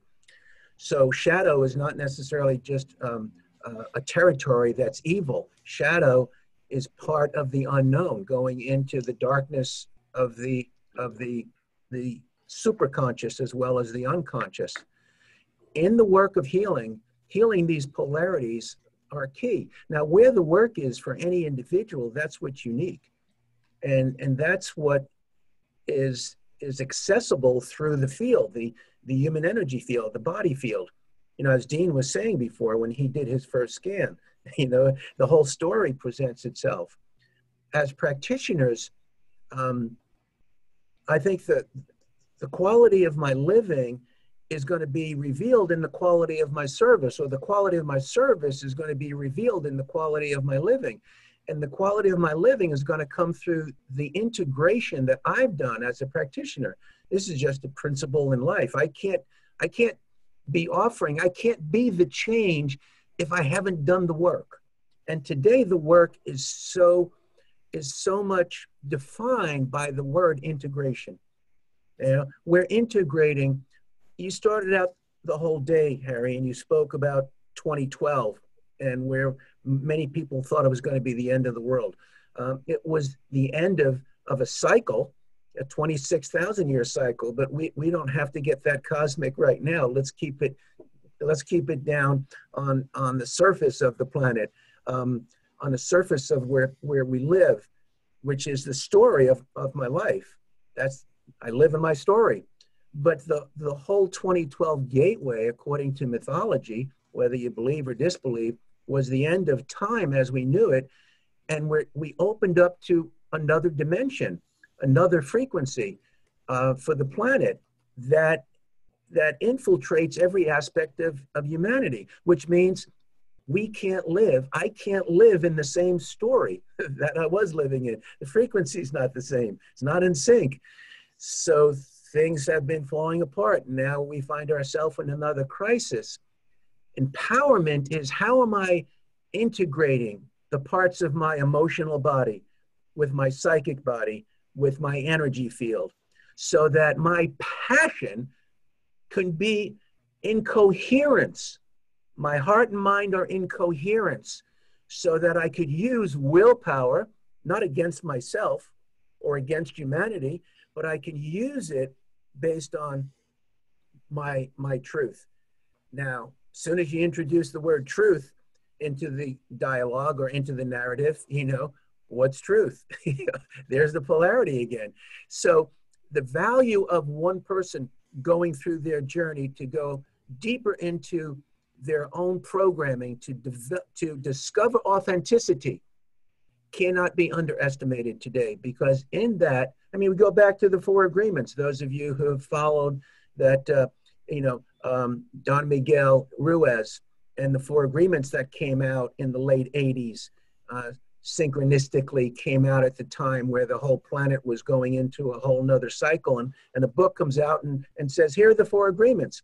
Dean, you were talking about a checklist. Here's a checklist, be impeccable with your word. Well, if I don't trust my word, or if I don't trust people I'm around, or if I don't trust the world, or if I don't trust God, or if I don't trust, how can I be impeccable? Or if I don't have the power, the willpower to trust my voice, or I don't know what compassion is. I've been brought up with a programming that I didn't learn compassion. There are always parts, there are fractals that we touch with this scan, that everybody is going to have some work to do. If I'm committed to evolution, the work never stops.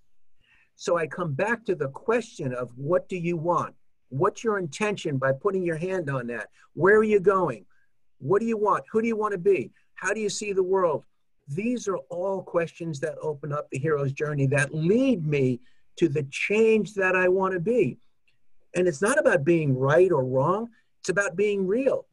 And then it's about not taking it personally. those triggers that you spoke about, Harry, I've learned along the way to respect my triggers. I'm not afraid of those triggers. You know. No, I'm really curious on something now. I mean, I don't mind being embarrassed. As Yeah. in, you said you were on this other track, so I'm curious the bit that you disagreed on, because I think that'd be really useful discussion. I disagree, but I see it just different. And tracks meaning that we're on the same train, but there are two tracks. So you said something about emotions, and I think the emotional expression of individuals is critical today. It's key, because in that is power. Now, maybe I didn't explain. I see it as like an emotional guidance system. Yes. So, if you're feeling, if you're feeling good, you're on track, and obviously your negative emotions are trying to tell you something.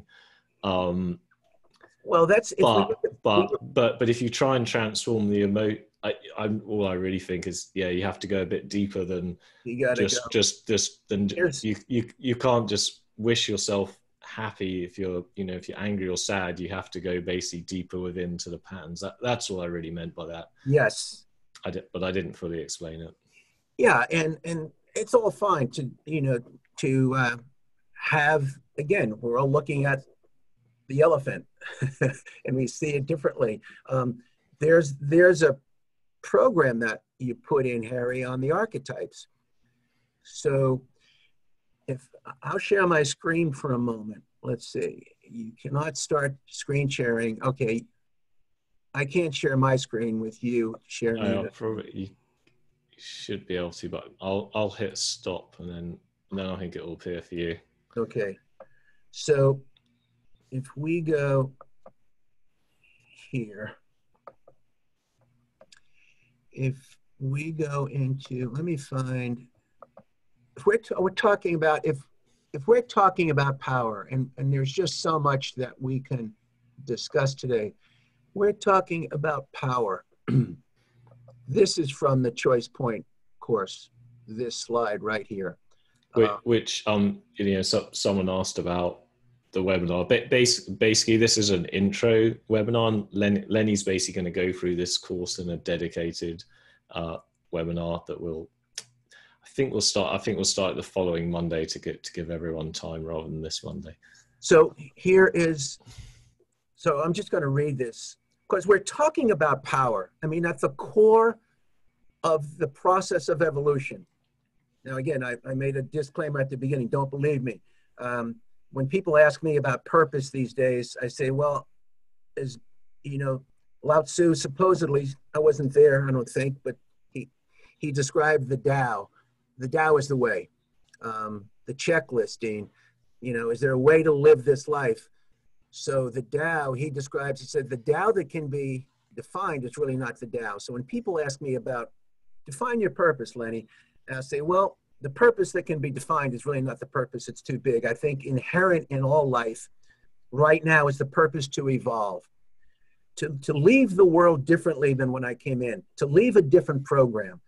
We need to evolve, and I think it's a cosmic imperative. I think it goes beyond just what's happening right here, but I'm concerned with what's happening right here. So in the process of evolution, I evolve through personal growth.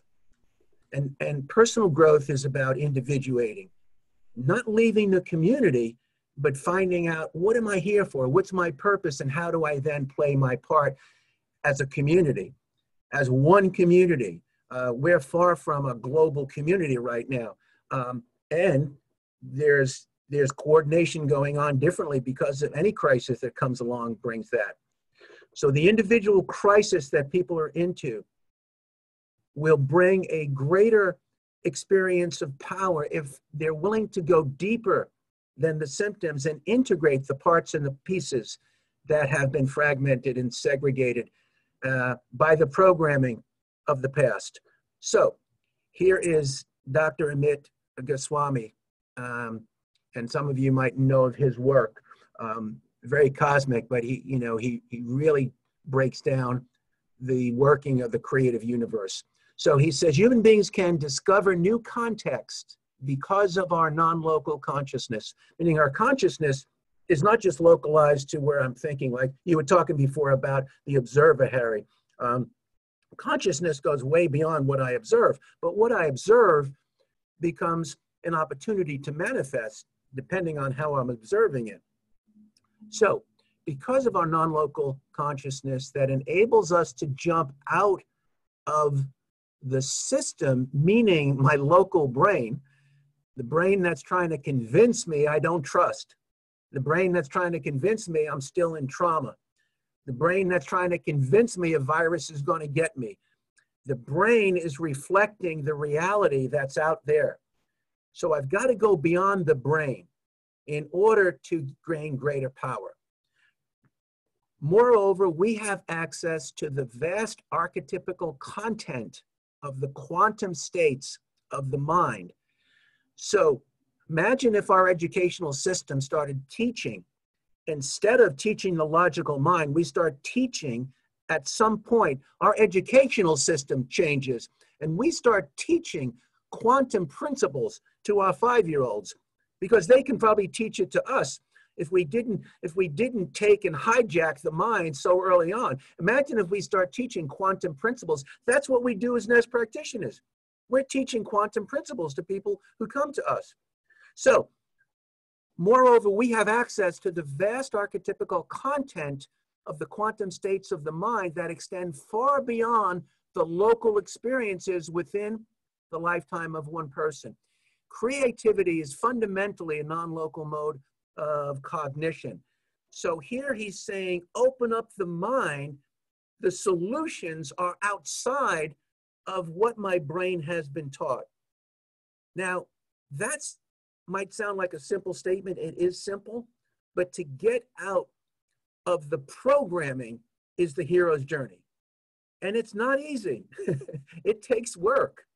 And what this platform, Harry, that you've put together and how it's come together, I'd say is synchronistically here for a reason that can provide leadership for those who want to access their own personal leadership.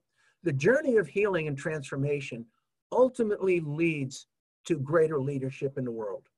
Now, what that leadership is for each individual, I don't know. That's what's unique.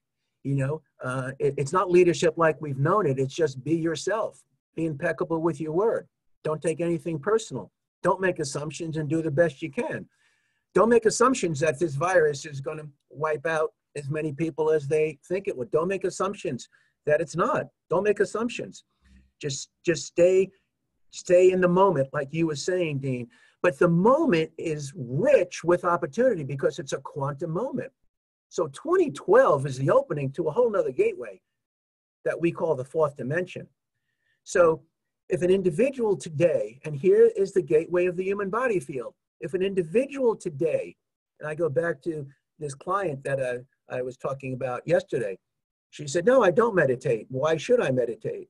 Well, why go in? You know, why go into the inner world? Why open up that door? Because it's rich with information.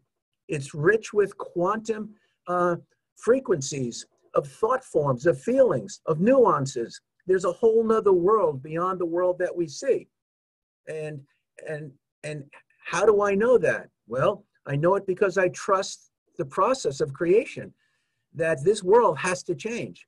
When people come to me, I trust that they're coming to me because there's some force, there's some motivation that says, I need to change something. I might identify with this symptom, but I need to change something. And I'm coming to you because I've been to other people and the old system doesn't work. And I heard I can put my hand on this crazy thing, a big mouse, and there's a lot of information that comes out. You know, explain it to me. We as nurse practitioners are perched right on the threshold as a community, as an individual and as a community to bring magic back into the healing world. But I've got to believe that myself to bring that magic. And we can talk more and more about this. Maybe we'll do this. I reckon Yeah, well, I think we should just answer a few Let's answer Q and some A's, questions. which is perfect. So I'll just share and oh yeah. Do you want to unshare? If you Yeah, unshare the screen, I'm then going to they'll be able to unshare see that. us both. So someone said, "Thank you for this. I'm really stressed and feeling such anxiety.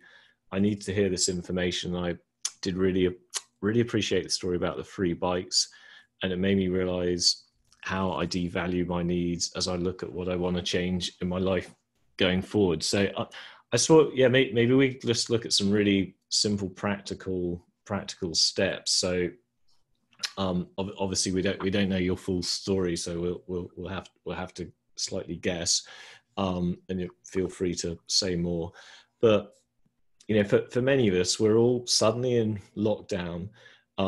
If we've got, perhaps we've got family tensions, perhaps, you said here that you're devaluing my needs. Maybe you're caring for all of the rest of your family, your husband, all of your kids, but you haven't put your, maybe, I don't know, I mean, I'm guessing here, but you might not have put yourself first. But I say, from a practical point of view, there's a few things that you might be able to do. So one you could, you could look at some meditation. You can look at some breathing exercises. If you're not having to travel around so much now, well, all of us are not having to travel around, and we're not in the car so much. So for most of us, we should be able to carve out extra hours in the day. And if we're carving out this extra hours, well, what a great time to go deeper, in this material. And also just, stress is stress is,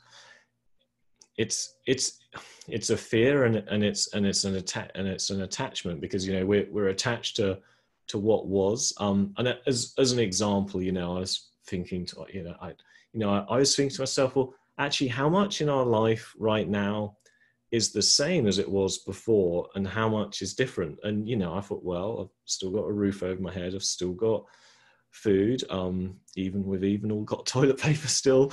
I can still do yoga. I don't go to the yoga studio, but I do it through YouTube and Zoom. There's still a nice garden, at least in my case. I still speak to all our employees and stuff through Zoom. But what's gone is we're less in the car. Certain activities I don't have to do so much. And it's freed up on this time, like in our case, it's freed up some time for more creative projects, or to think more. And stress, it's just so it's an interesting thing, because say you can get very stressed because you're attached to how life was. But having some gratitude, if that's the right word, having appreciation for what actually is still good and still the same, and also recognizing within that, I didn't have time to do this, but you always wanted to do whatever it was. It's like, I've got time to actually watch all those Delia Smith, she's an English cook, maybe it's American, I can't remember, but cooking classes. Or I always wanted to learn Spanish. Well, you've got this extra 3 hours a day. So appreciation is a really, really practical tool for being, for detaching and thinking, being a bit less stressed. I mean, what would you say, on just, as I say, for a lot of people, they're just full of a lot of fear and stress, understandably, but just some practical ways of helping to let that go. Yeah, I think, one of the first principles that, when I started on my journey, I had some very, very great teachers that were wise. And the first principle I learned in a process called attunement, which is a hands-on exchange to support a person to come back to alignment, in order to establish one's own coherence. It's, in all things, give thanks, appreciation. And yet that's a principle that's real. to get to that principle, one often has to close that gap and understand expand the frame of why I'm giving thanks, how I'm giving thanks, in order to connect with a level of compassion within themselves, which comes through what you were talking about before, Harry. You know, if I haven't engaged in a healthy dose of self-forgiveness, and really been through that fire of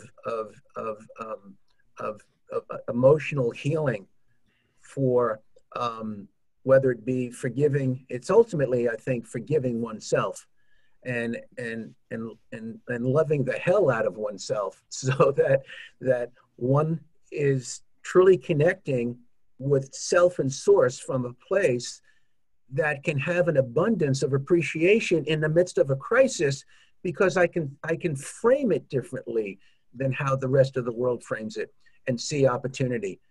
Now, either I'm going to give that lip service, or I'm going to provide an energetic connection because it's real, it's authentic.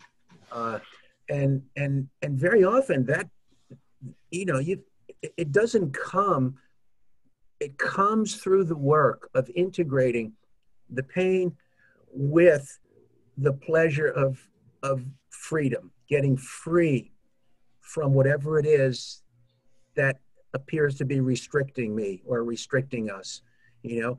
So those who are freedom fighters are the ones who are on the hero's journey today, the ones who are willing to go into that unknown state, appreciate the unknown, appreciate even the old story, appreciate the wound.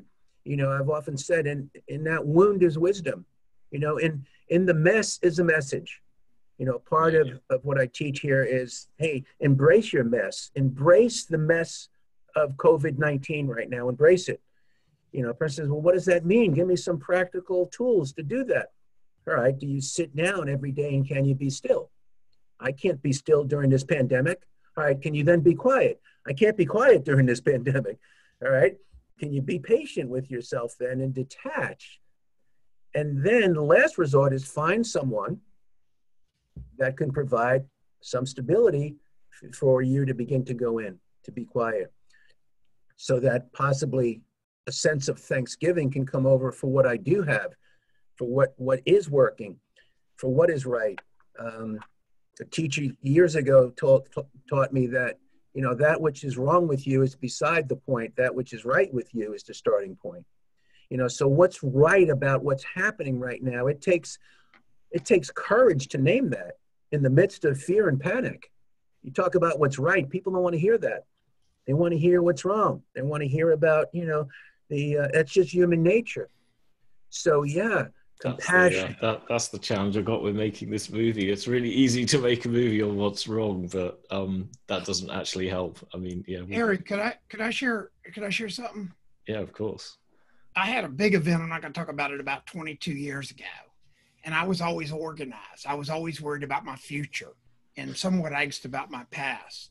And I decided to change my life. And what I did was, this may sound weird to everybody on this call, but I decided to make today awesome.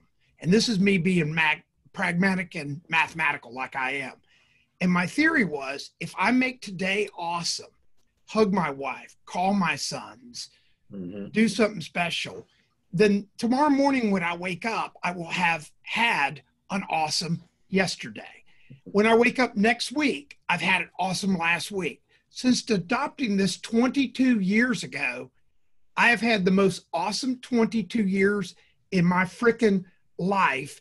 So every day I want to make today awesome. And I mean, I go through it. I use my iPhone. I set it for 10 minutes because everybody says they don't have enough time. I use it. I set it for 10 minutes and I read a book. And when it goes off, I put the book down. That way it didn't violate me, didn't waste my time. And by the time I'm done, I could show you my bookcase. There's probably 1,000 books over here I've read. And the thing is, by making today awesome in your life, helping somebody for no pay, no thank you, no did you get it, what do you didn't say thank you. And doing that, you'll wake up in the morning and you will have had an awesome yesterday, or in my case, you'll wake up 22 years later and I've had an awesome life. And that's all I want to say about that.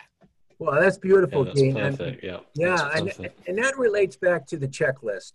You know, when you were talking about piloting, well, it's piloting my life comes through that kind of simple discipline. You know, how I start my day, and this is you know, after doing this 40 years, I come back to those simple steps.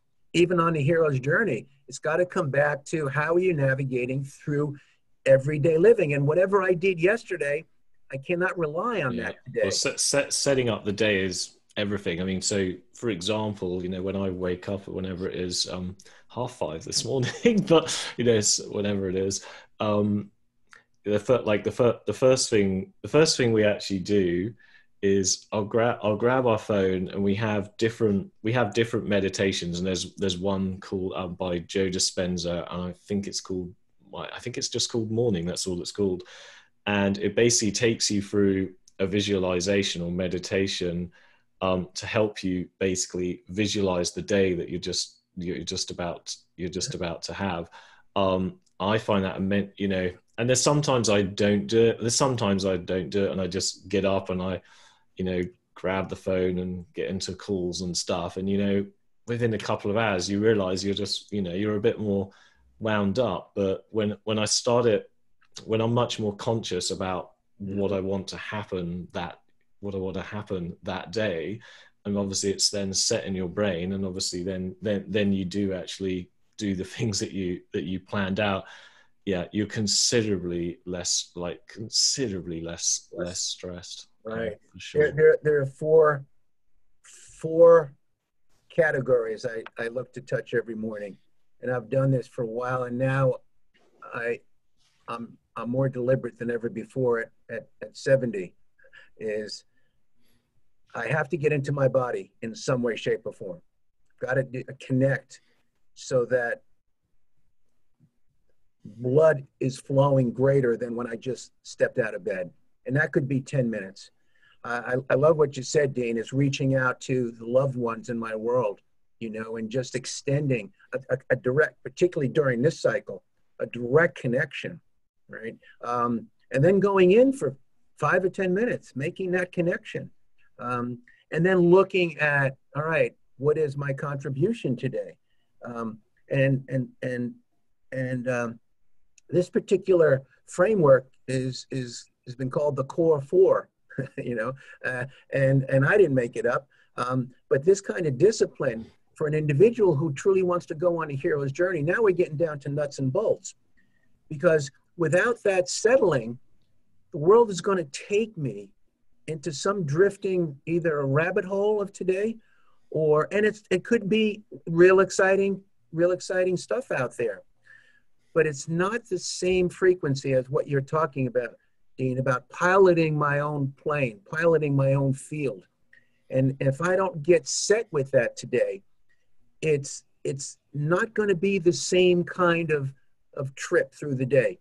Right. And the other end of that is setting the evening too, the evening sanctification, and reviewing the day and seeing where I might still be back at 12 o'clock in some trigger or something. I think what we're talking about now is just conscious living, you know, is just very much so conscious of my living.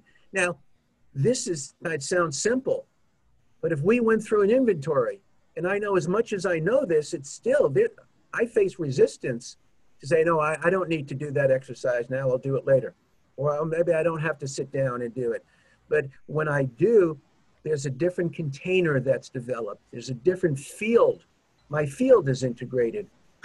And I appreciate what you're saying, Dean, and doing this for 22 years. This is the presence that starts to be the contributing force into the world, which brings a different reality. So there are layers and layers of the journey. And that's why we need elders. Yeah. Somebody asked me one time, Lenny, somebody goes, how do you know all this? I said, I'm 68. I've made more mistakes in my life than anybody should be allowed to. I'm just blessed to be alive. And I'm also blessed to be able to share parts of my journey so that maybe you can learn from it. And I have 5 sons, and I guarantee if you talk to them, they will tell you that they're all high functioning. They're all over the world. They're all following their passion, and they're doing it because they're in the moment. Yes. Yeah, and they're doing it because they had a model for it. And so much of what we're talking about really, I think it's just distilled down to how do I want to be? Who do I want to be?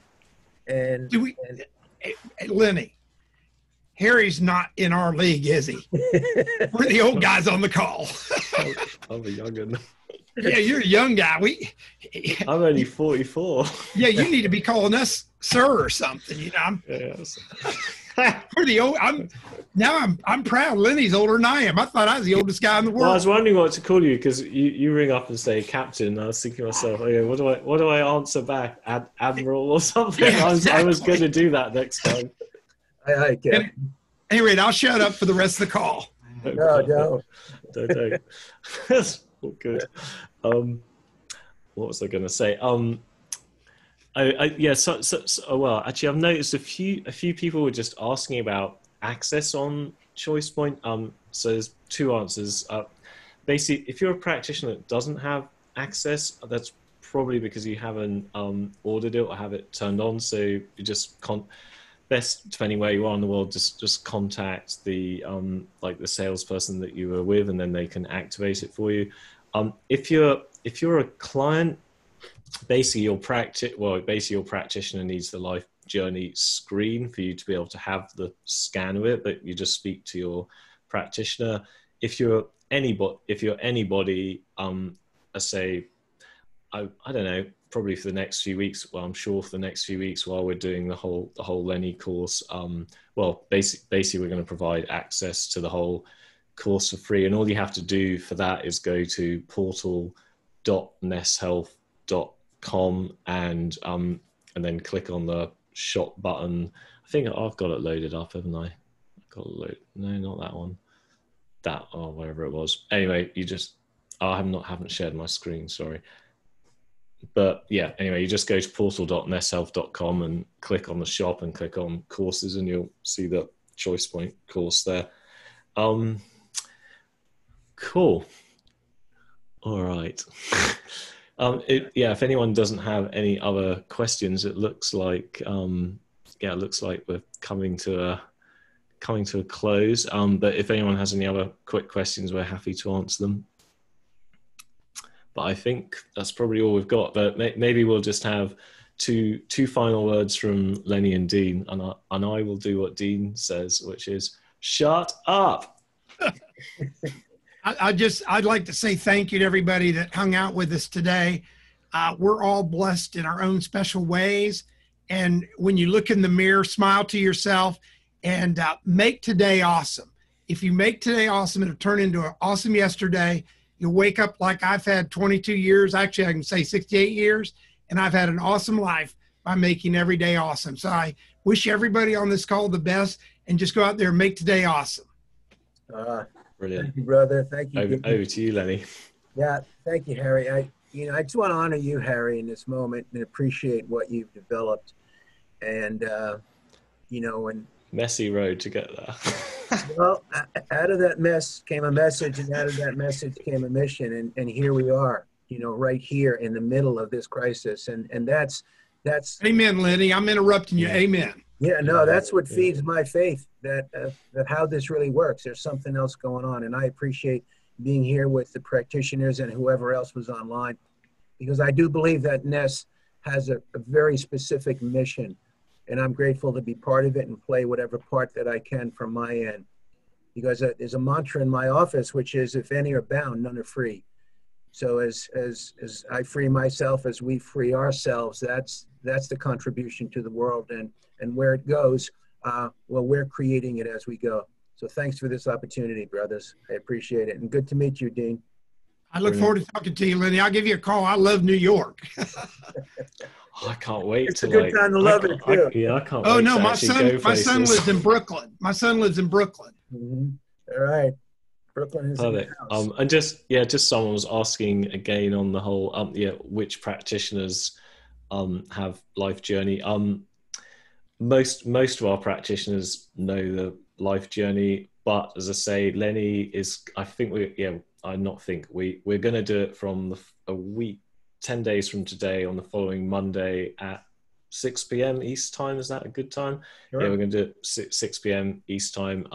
We will put out recordings in the client portal for those of you who can't make that time. And obviously Lenny's obviously is a top expert, but I just recommend anyone who wants to do that, then turn up at 6 next Monday. And from me, thank you everyone. Say the company and all of us are here to help everyone through their choice points, through their crises. We set up a Choice Point 2020 Facebook group last week, although that's more for people who want to be involved in actually actively involved in helping with some of the transcripts and that type of stuff. And we're notifying. Anyway, that's the place that we're going to keep people up to date on the progress of that project. And otherwise we will see you where we see you. But thank you very much. Thank you, Harry. Thank you. Be good. Bye-bye.